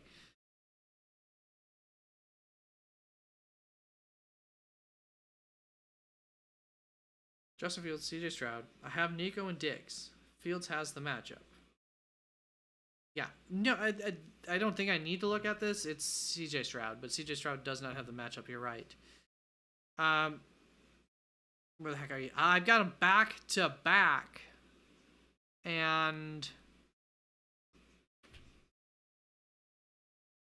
so it is the better matchup, but they're both around. It's not like insane. You're dealing with CJ Stroud's dealing with a below average matchup against New England. I wouldn't quite put it in terrible matchup territory. And Justin Fields is dealing with an above average matchup. But we also know their talent between the two levels are much different. I would also say Justin Fields always adds this element of explosiveness with his running game. He can take that ball and run it 70 yards down the field and get a touchdown, and that is 13 fantasy points in one play. CJ Stroud can't do that. He can throw it 70 yards down the field to Nico Collins, who I don't think he's going to have. So that hurts. That's something to think about.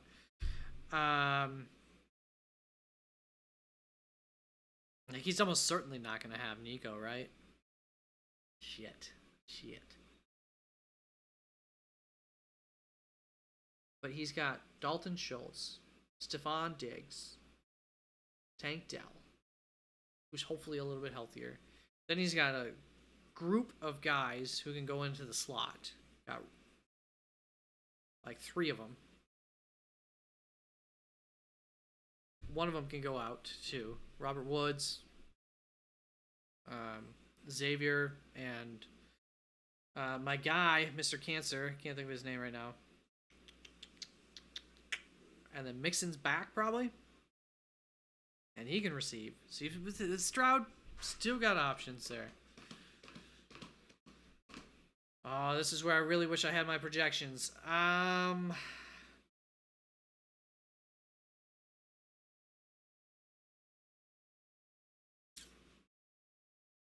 mean, Justin Fields has been better on the season.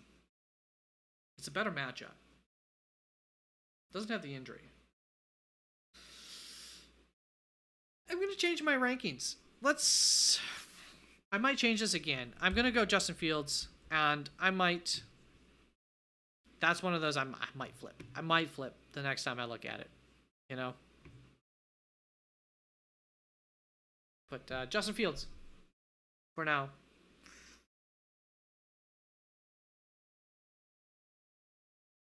You got Nico and Diggs. Nico's probably not playing though, right? I mean, I'm not making that up, am I?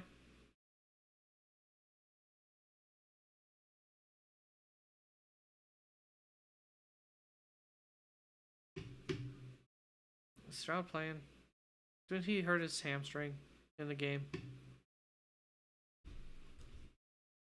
I mean, is Nico playing? I don't see an injury tag. Nico, hamstring, week to week. Yeah, he's not playing. Nico's not playing, so it's just Diggs. How many touchdowns? We want a touchdown. Is there a chance that New England allows a lot of touchdowns to wide receivers? Because that could push me in the other direction for your reason. I'm not going to change my ranking on it right now. I'm going to leave it. I already made my mind up. I'm going to leave that as is. But New England, where is you? Near the bottom. Okay. Touchdowns, not rushing, passing, receiving. 0.6 a game. Pretty low. Really low. So that's not great. That is, tied for 1, 2, 3, 4, 5, 6, 7, 8, 9? Ninth? Worst. And that's really where we were hoping that we could take advantage of that situation. New England overall.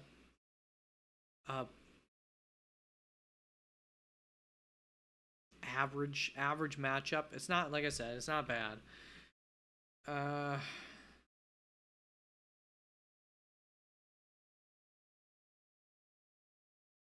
Okay, there you go. Yeah, I don't know that it's a ceiling week for Diggs. I love the floor, and it might be such a high floor that it is he might get 16 points because he gets 10 receptions for 120 yards, or whatever that ends up being points wise, depending on your scoring league. But the touchdown odds aren't exceptional. New England is good at stopping that, and he is going to go up against their slot. Maybe. I don't know about that, though. They might push him out. Yeah, I feel like they're going to push him out because they have more slot backup. So I think he's going to go out, and then he might see New England's primary defender, Gonzalez, pretty shut down. So could be tough, too, for him. There. Another thing to think about with that. Going for that duo. I'm not saying to sit Diggs. I'm just saying that's a possibility that puts you, a little more risk there for going for that combo. Why can't I think of the right term? Stack. There we go. Freezy Fantasy. What's up, Freezy? Trade Debo and DK for Amon-Ra. Trade Debo and DK for Amon-Ra. Go right ahead. I'd rather have the better player. I don't think the value chart's probably always going to have Debo and DK combined for more than Amon-Ra. Maybe it's close. But yeah, if you can get Amon-Ra St. Brown, do it. As long as you've got, it's not going to turn into you're now playing Amon-Ra St. Brown and I don't know, Xavier Worthy as your wide receiver too, or even worse than that, somebody who sucks as your wide receiver too. As long as it doesn't turn into that situation, do it. Metro, our Breece Hall owner is getting really worried. Do you have any ideas of trades I could do to get him? I'd basically monopolize the running back room if I acquire him. If he's really worried, I don't know. Metro, have you? I think you got to give me a roster man for that one. Holding Tua, hell yeah, Jay. Sizzling, yeah, the back to backs. Chandler Constantino. That should not have been that hard to pronunciate. That's a very easy name. Sorry about that, Chandler. Trade Stroud, Ford, and Rashad White. Okay, Stroud, Ford, so, kind of middling value. Rashad White, disappointment. Got Bijan. I still have Purdy. Chandler, that's a move. I assume you have another quarterback, so that doesn't matter a whole lot. Ford and Rashad been disappointing. Bijan been disappointing, but obviously, Bijan with a much higher ceiling. I think, and you still have Purdy, yeah. So, I get it. I get it, Chandler. I don't hate it. All right, 10 o'clock. So I don't want to miss the most recent news updates.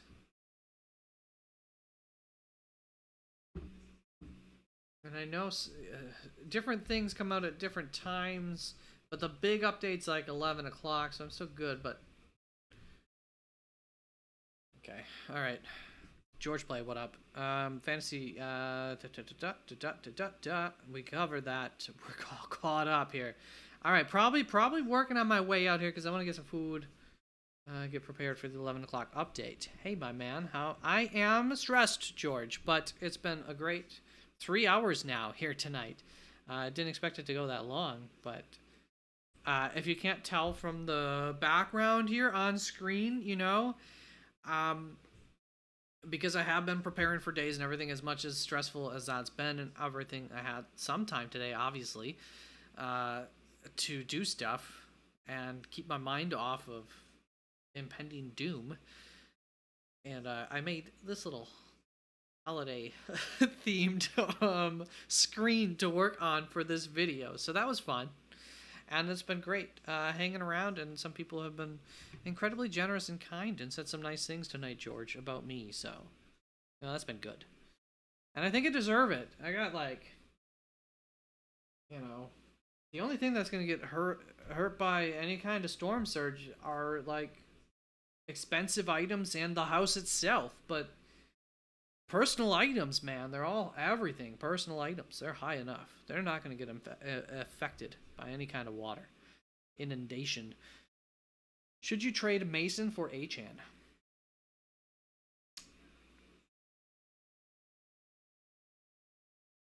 Yes, you should. That took me way too long. My other running backs, I don't care your other running backs. Yes, trade Mason for Achane. If you can get Achane this week for Mason this week, this is the time to do it. If I had more time in my life, I would be looking to see if I can't trade Achane away. Unfortunately, I don't have that kind of time right now. All right, Sizzlin.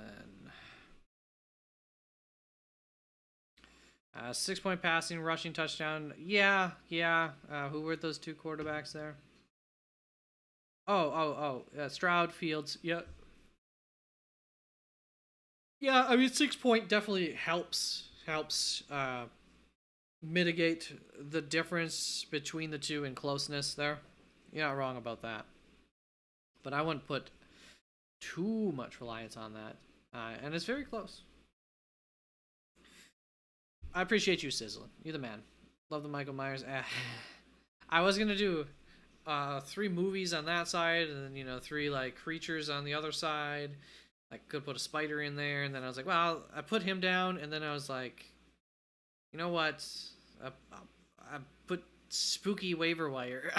Yeah, but spooky. I don't know what's so spooky about the waiver wire this week, but I just, have fun. But yeah, I like movies. I like horror, and tonight might be a good one. I watched Hereditary for the second time because after watching it, I loved it a lot, and I was like, I need to wait long enough that I will forget things from this movie. So I've owned it. And so I finally played it for the second time a few nights ago.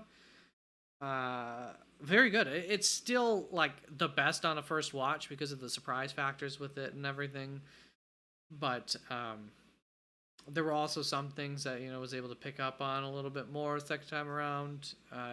And then there were some things that I've forgotten about, that, especially on a second viewing as well, that I was like, oh, I totally forgot that happens. But also now that means so, like, I'm catching so much more. So that was great. It was great. And it was still a really good, creepy freaking watch.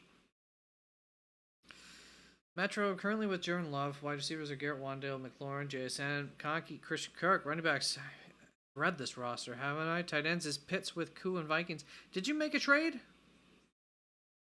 Is this post a trade? No. No. No, that's not. So I'm thinking trade wide receiver depth for Brees. Oh, yes. We're looking at the Brees thing. McConkey for Brees? Can that be done? JSN? McLaurin? I'd almost rather JSN than McLaurin, but probably not. McLaurin's that connection's been happening. He's been getting like 8 targets a game. JSN obviously more targets, but he's not the primary target. Wandale, selling Wandale high, you could do that, but I don't know if you might want to rely on him this week. Garrett Wilson, we already went over that trade. I think we decided we want Garrett Wilson over Breece Hall though, generally, so I guess not. I don't think you're going to be able to get Sermon for that. Yeah, so I go Wandale. I think McConkey, if you could get that done. I don't think McConkey's quite enough. So I would go Wandale, JSN, McLaurin's the last one. McLaurin might be your best wide receiver. Heck, maybe Wandale is. I don't know. But I feel like Wandale is the least reliable long term. I think, offensively, I'd rather have JSN, who has a similar target upside. Hasn't quite worked out as steadily as Wandale so far. Metro, that's tough. Whoever you feel comfortable with getting rid of. I don't even want to tell you who to get rid of there, Metro, but it's probably Wandale or JSN are your best chances of actually making it happen. I don't know if that's enough or not, but I think that's what you're trying to do. Maybe you go McConkey in one of them. Does it take that much? Then you're left. Then I don't know if I want to do 2 though for 1 on that either.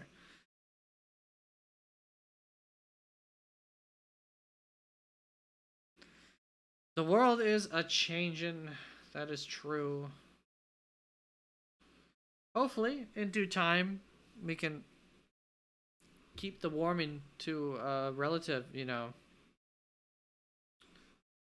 nothing too crazy. We shall see.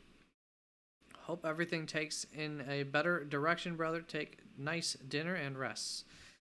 Yes, will do. Appreciate it, George. I'm hoping to. Unless it's a really drastic change, I'm pretty sure my life is safe. So that's good. It's just a matter of, a lot of other things, obviously. But the most important thing, I think, it's okay for me. So that's good. Michael Miguel, would you trade Metcalf and Bucky for Achane? Okay. My other running backs are Henry, Mason, Najee. You do have a little bit of struggle there in the running back room. Especially because Mason might be useless soon. And your wide receiver rooms are Tyreek, Amari, AJ Brown, Puka. Okay, so my only question here is why do we have to give Bucky away? Because I feel like Metcalf should be able to do it. Am I wrong on that? Because I feel like it would be Metcalf and you get something back. Really. For Achane.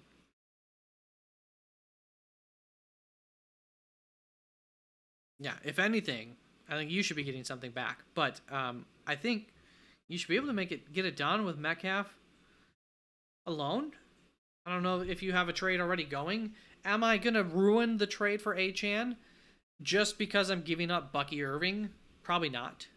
Probably would be okay with that. But I don't think you need to, if hopefully. Tyreek,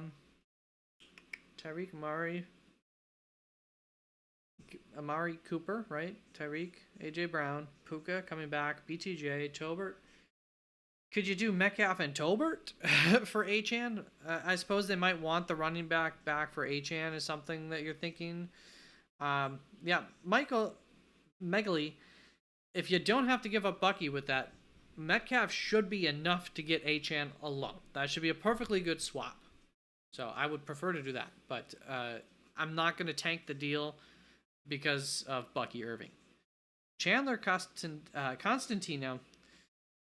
Trade Stroud, Ford, Rashad White for Bijan, PPR, 6-point passing. Still have Purdy trying to upgrade. I did answer your question, Chandler.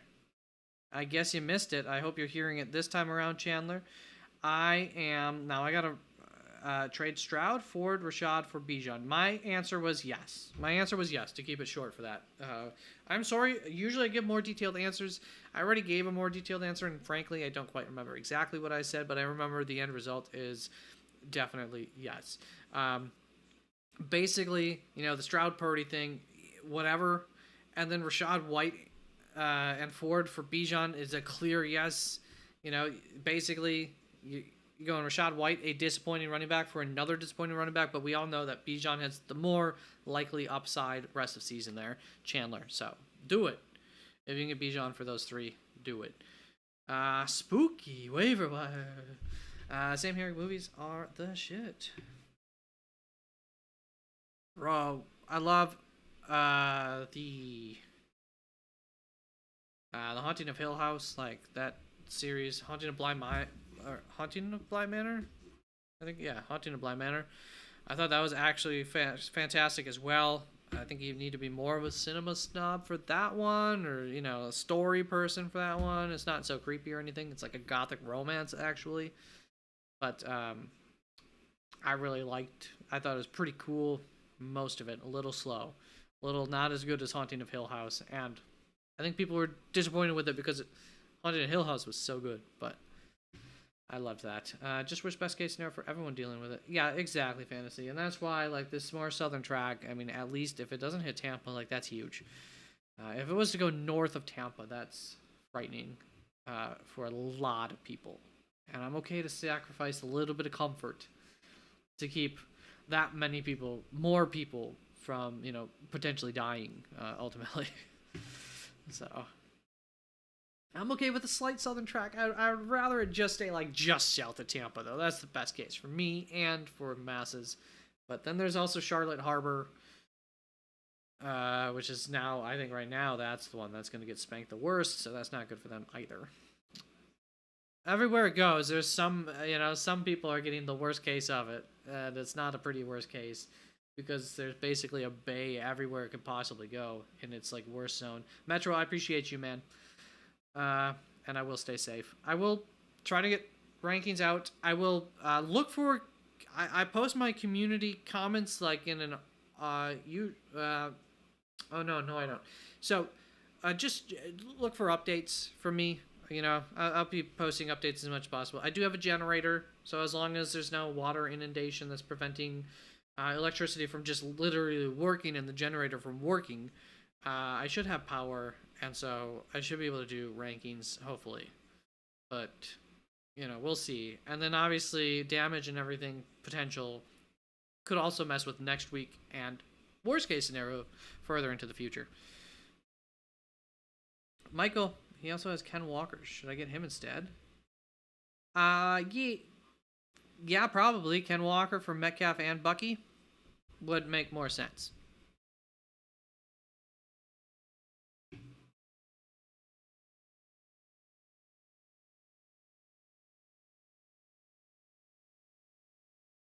Yeah, I love the ceiling of Achane, and I do think that there's a decent chance that could end up working out, but I would rather. I am on the west coast of Florida, south of Fort Myers, but not by far, to give you a general idea. And only 3 miles inland, so I'm not inland, but I'm not on the coast. I'm in what we call Evacuation Zone C, so in Lee County. So one county above us, Evacuation Zone C, got evacuated after the 5 o'clock update that lowered the storm. So if it continues to go south, I feel like there's a chance that my zone could get evacuated in that situation. I don't know, though, because there's so many different factors too when that storm when those updates come. What time of day is it coming? What angle is it coming, and what does that do to the winds? Like this most recent forecast update, I think actually helped me specifically in my location, despite generally being worse for my area, in terms of surge at least. So it's all, there's every little change does so much for changing every other projection, in terms of not football projections, but in terms of the effects of the storm. Milton's making records, and North Carolina and Tennessee is already pretty much down and out. Well, it won't. It's just going to go right through Florida and out to the ocean. So that's good. A lot of people are getting a bad feeling with a lot of stuff that's happening with that on top. Yeah, I think, the general dourness of this storm and the amount of attention it's gotten has definitely, in part, been the fact that it's coming right after that other hurricane and how bad that hurricane's, flooding did in north of here. And yeah, it's just kind of one of those things. And then Twitter has just gone absolutely insane with it, apparently. I'm not on Twitter, but apparently, people are making up all sorts of crap that's not factual at all. But, the world doesn't care about facts anymore. So it is what it is. No offense if any of you are those people.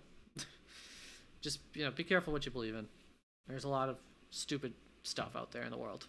A lot of people lying to you. For no reason, or, well, for reasons, but for no good reason.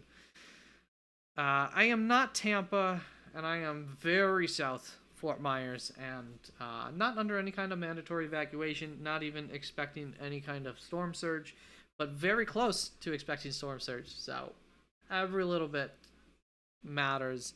And yes, I could evacuate early, but the main area that I have to evacuate to is actually... flash floods and stuff are almost a guarantee. 18 plus inches of water up in Orlando area.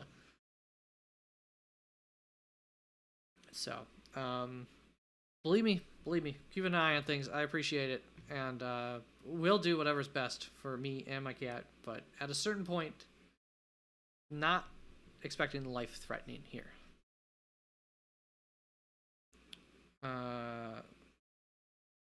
I am not in peak storm surge. No, if I was expecting like the 10-foot storm surge or something, I'd be gone.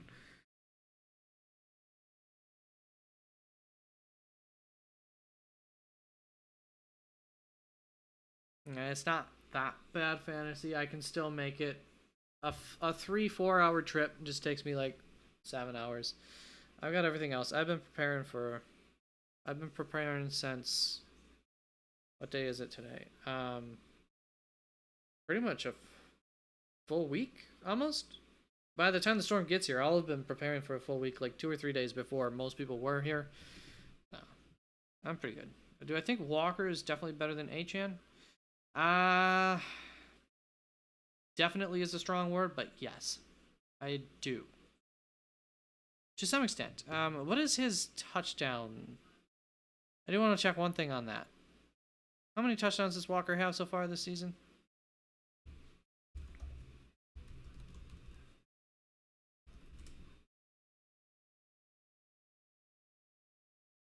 4 in, is it 3 games? 4 in 2.5 games. I mean, really, in 2 games basically, which is insane. Did do well against the Broncos and the Lions, both good rushing defenses. I like this offense. Tua's going to come back. I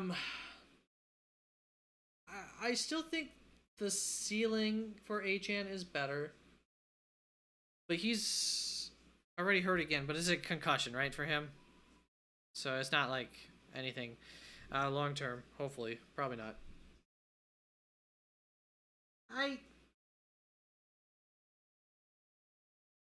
I don't... To answer your question, no. You put the word definitely in there. The answer to that, Michael, is no. Fantasy Sizzlin says Walker is the guy. Oh yeah. So I'm, he's had a lot of touchdowns. That definitely helps a long way. It goes a long ways, and it's not something that you should expect to have an average of 2 touchdowns a game. Essentially, is what he's been doing. So, you know, not quite. So many lies and so much toxicity in this world. Yeah, was my cat that loud? I don't know what you heard. I think you heard my chair. I do have a cat. But cat's sleeping, just back that way.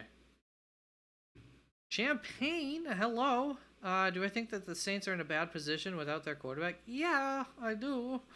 Um, yeah, I do. I think that quarterbacks without any tape on them can also cause issues for defenses. So,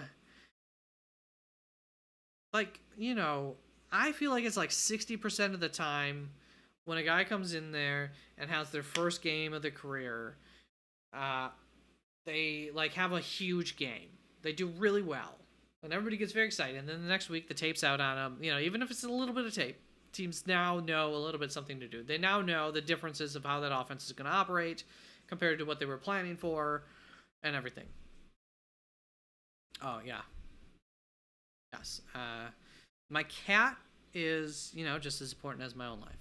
Her and my own life are top priority in terms of surviving the storm, and I've already taken care of the other priorities, and I have evacuation options. I'm good.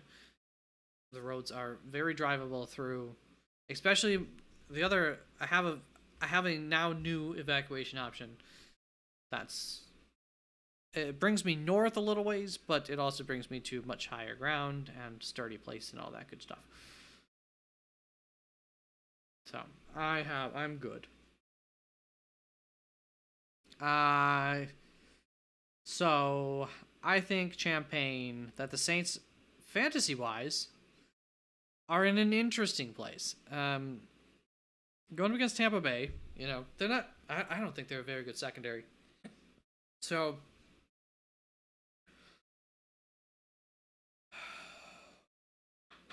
I would rather it be Derek Carr, obviously, but I think like just a spike week is very possible.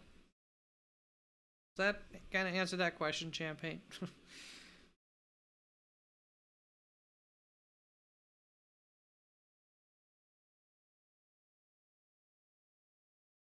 Yeah, Michael bringing up the injury history was something that I was thinking about with A Chant too against Ken Walker, but of course Ken Walker already missed some games with an injury.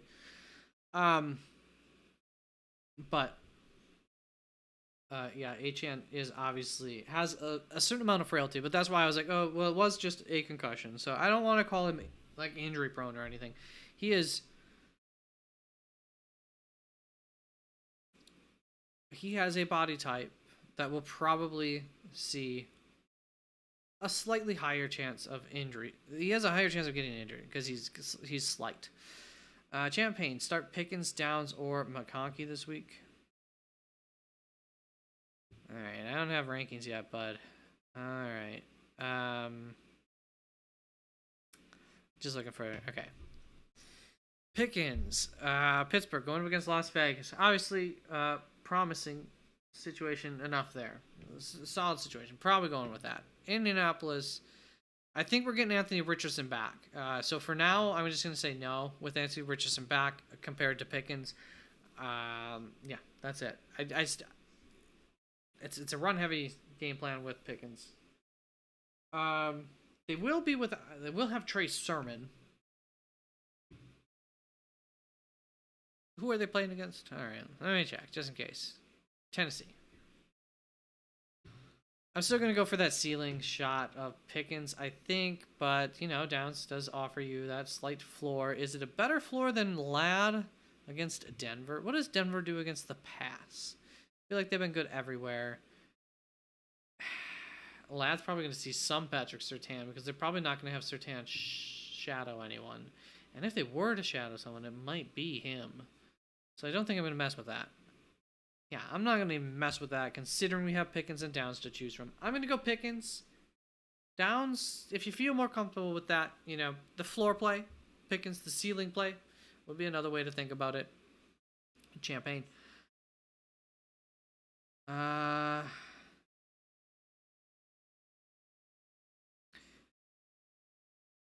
Yeah, I adopted her at 2 years old, and she was like probably not gonna get adopted, because she was 2 years old, and she's not. Frankly, she's kind of a bitch.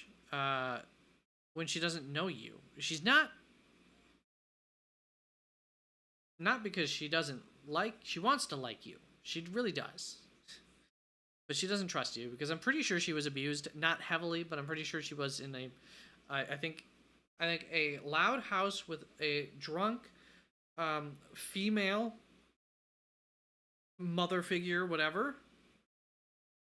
I assume not a drunk teenager, a drunk mom of sorts. Don't know if she was a mom or just a drunk single lady or a drunk married woman, whatever the case, who maybe used their foot to kick her, not hard, but to kick her to get her, you're annoying me, cat kind of kicks like that, because she's just got a mark on her nose, and how she behaves and everything that lead me to believe that that was the case, between just her trusting, liking men just a little bit more than women generally, and all of that. So yeah, of course, got a bond with her. But also, I would have gotten a dog. I like dogs more than cats, technically speaking. But dogs require a lot more. I got her when I had like, the full time office type of job, and like a single dude. Sometimes you're gonna go to a woman's place for a night or two, depending on how things go. So I needed something that can be left alone for at least 2 days at a time, and you don't have to worry about anything for those 2 days. And on a third day, maybe now you got to worry about it. But yeah, that's why I got a cat, and she's my little girl. I'm responsible for her. I could never let her be put in danger. That would just be mean. I can't do that. Yeah, that's true. I mean, she is real about it. She's like, I don't really trust you. She just takes a while. She takes a while to warm up. I got her. I almost returned her because I didn't want a cat that was not going to hang out. I don't want a cat that's going to hide and everything. And I had 14 days, and at day 14, we had not contacted one another, but I was just like, she was just in my room, and I would just sit there and play like classical music, piano type classical music, and just hang out, not stare at her, but hang out so she could see me. And just sat on the floor. She was like in the closet. It was a big, not like a walk-in closet, but it was a long closet. She just sat at the end there, just like, hey, what up, girl? And then finally, I just had to take initiative. Finally, I was like, all right, I gotta know. Are we gonna be cool? Because I can't bring it back anymore, anyways. Or maybe it was on day 14 that I at least went and touched her and made sure she didn't swipe. Bryce, I'm doing all right. Stressed. Got the 11 o'clock update coming soon, so I gotta head out soon for that. I suck at drawing came back. I suck at drawing. I had an update on a question you asked me earlier, but I don't remember what questions you asked me. Hi again. Is Moody worth keeping around in IR? I mean, if you have a free spot on IR, sure, but I wouldn't keep a kicker in IR if I need my IR spot for any other position. I can get kickers, but if I see someone better, should I drop him over, say, Mostert? Yeah. Yep. Do not hold on to Moody over anybody like Mostert or like anybody. Any other position. I don't care really who it is. As long as there's somebody who plays football and they're not a kicker, then drop the kicker.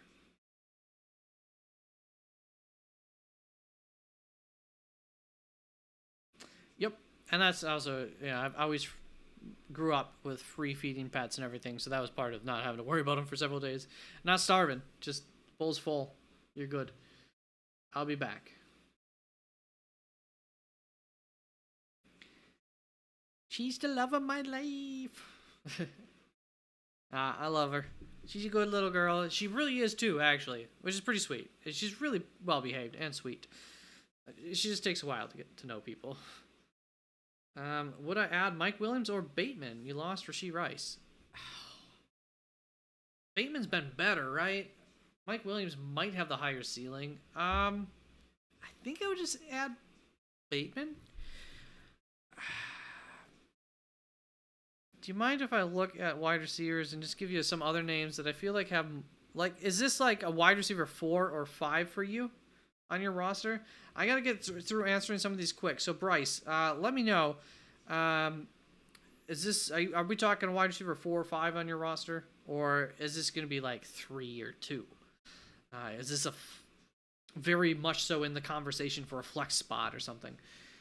Roshan, move Aaron Jones for Brian Thomas Jr. and Bigsby, or move him for Pickens / Myers and I don't think I would do Myers, but Pickens and Dobbins. Huh.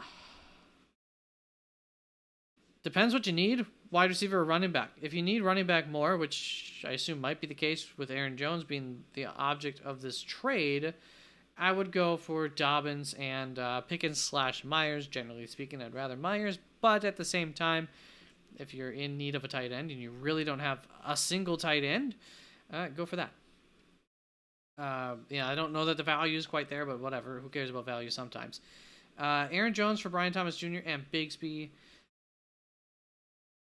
I don't love the trade, but also if you need help at wide receiver and you're pretty set at running back and Bigsby's just going to be there and, with some hopeful upside, but you shouldn't have, hopefully you're not going to have to play him, then that's the one I would do. So it depends which one. Yeah. Otherwise, I mean, I'm pretty okay with holding on to Aaron Jones. I almost said Rodgers again. And not doing that, because you're also going to have to drop somebody here. I don't know who you're dropping. I might like who you're dropping more than Bigsby. In which case, it's Aaron Jones for Brian Thomas Jr., which obviously the value's not there. I suck at dropping. Thanks. I suck at drawing. If you repeat your questions from earlier, I might. Yes, wide receiver 5, 6, 7-ish. Okay. So, I would rather. We're talking Mike Williams, Bateman. I don't know if I would rather. I got to look at these names here. Do I think Jalen Tolbert has more? No, not really.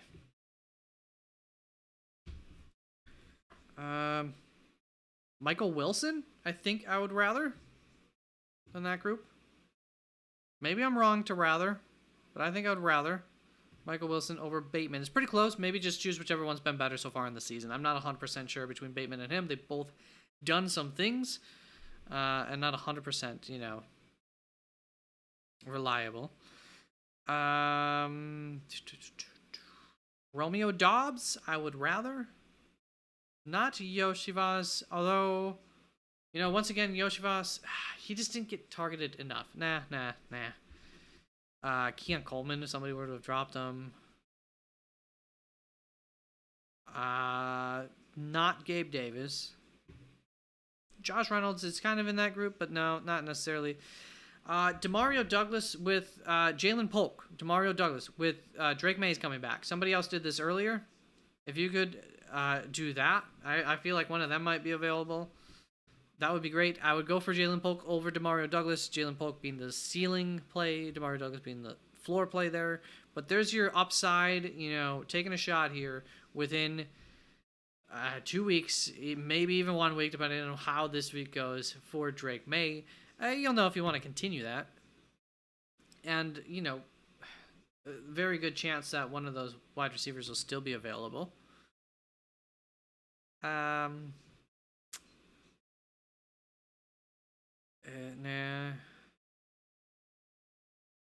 No Brown, probably not more than one of them.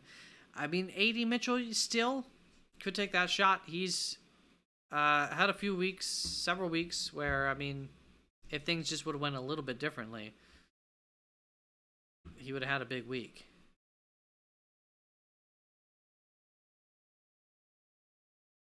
Now we're starting to get down there, but sometimes there's a name. Sometimes there's a name where, in case of injury, I don't know.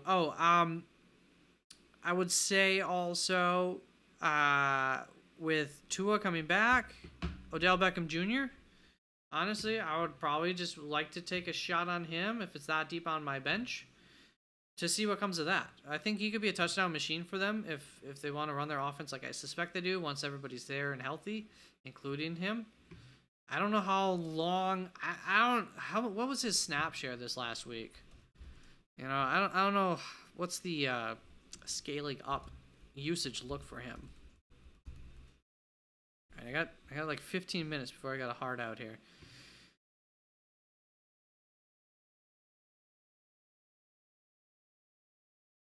Although it's less of a hard out because no matter what, I don't have to evacuate tonight. Laporta, Kraft, nope. Sheed, Wandale, Neighbors, Wilson, nope. Etienne, Dobbins.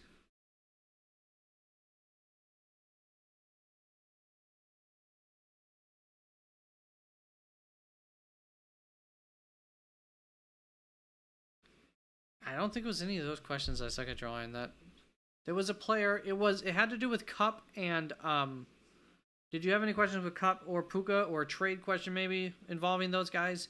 Because I think I had their injury recovery time lengths flipped at one point in my head earlier. Juju, I mean, I gave my thoughts on the waiver wire last week on him, that I thought he was worth grabbing and seeing what happened, and then you see what happened. I mean, Rashee Rice came in as the Juju Smith-Schuster, which ultimately is the replacement of Travis Etienne, but that doesn't matter. So the question is does Travis Etienne or Juju get this workload? And I guess it's both of them. Yeah, I mean, I think Juju had the higher average ADOT. So Juju's the bigger threat. So right now, if I'm Patrick Williams, oh my gosh.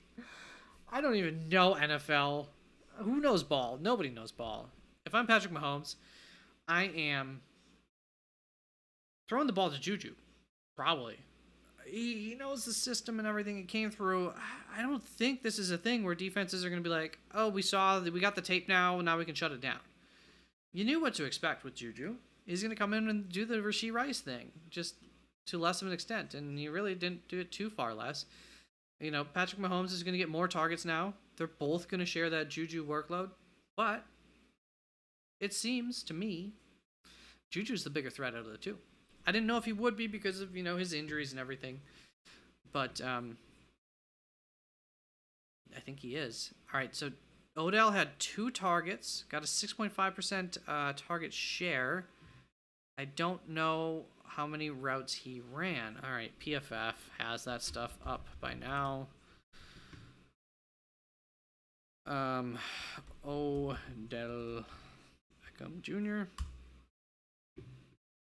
And I want to see if they were using him in the slot too, because they also have their rookie draft pick coming in for the slot. Now here I only see 1 target.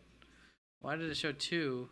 Oh, because they're counting targets differently, and I trust PFF's counting more than Player Profiler. All right, pass. I think he was on the field for 11 plays, so that should be like 25%. Route target percentage 81.8. That route target percentage, RT percentage. What do you mean? Percentage of snaps. Okay, he actually was out there a lot. He was in the slot almost half the time, wide a little bit more than that. I don't love that, but Tyreek Hill was injured, right? No. They're all healthy. Oh, because they're moving Tyreek Hill into the slot. Of course. Didn't think about that.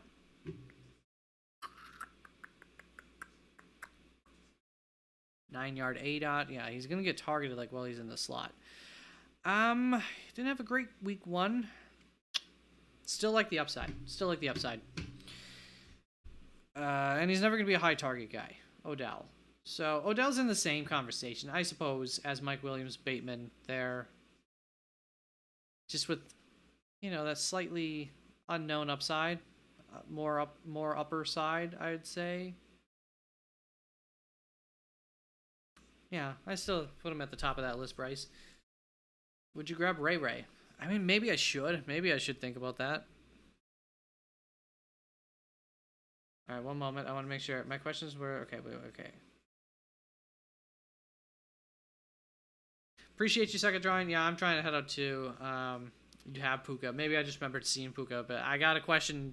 Another question about it, and I was like, oh my god, I think I screwed up. But that's probably what it was. I just saw the name. Also, thoughts on Juju. So I gave my thoughts on Juju. Grab, he's taken. Wilson. Grab Ray Ray. Ray. What have you done for us?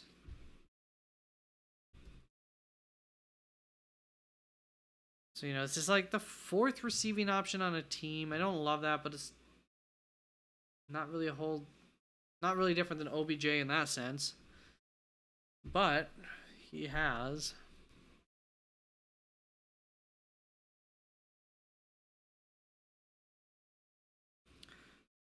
seven targets, 5 targets, 3 targets, 7 targets, 9 targets, 4, 3, 2, 6, 6. What's his A dot?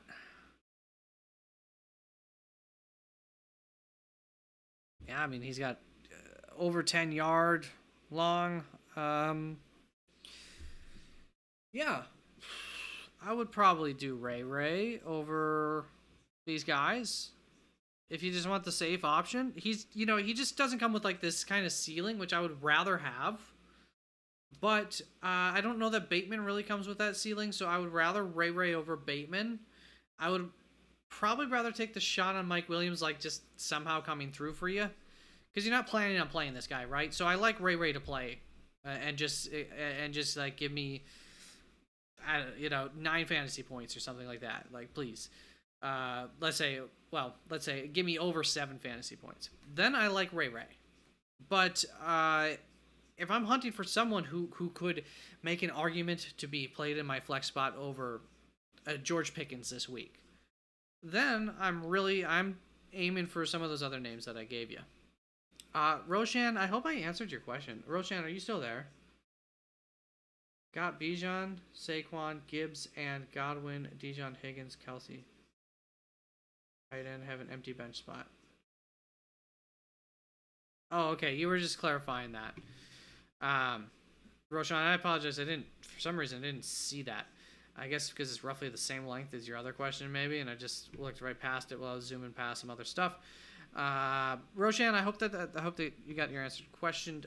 Bryce, haven't heard from you in a moment. I think you're probably still there because I feel like you went quiet earlier, and then all of a sudden you were still there, talking about something. But yeah, Bryce, that's I think a conclusive answer to all of that, and I think that's gonna wrap this up. So if anybody's got any questions, hit enter, because I'm getting close to hitting end stream here on my end. So just let me know that you're still there. If for whatever reason you're thinking you can get to this before I hit end stream button, and then I hit end stream and you're like, oh darn it, I had a question, I can still see I can still respond. I can still see you in chat. So finish up the question. I will keep my chat window open for like 20-30 seconds after I end the stream, giving you that chance to hit enter on the question.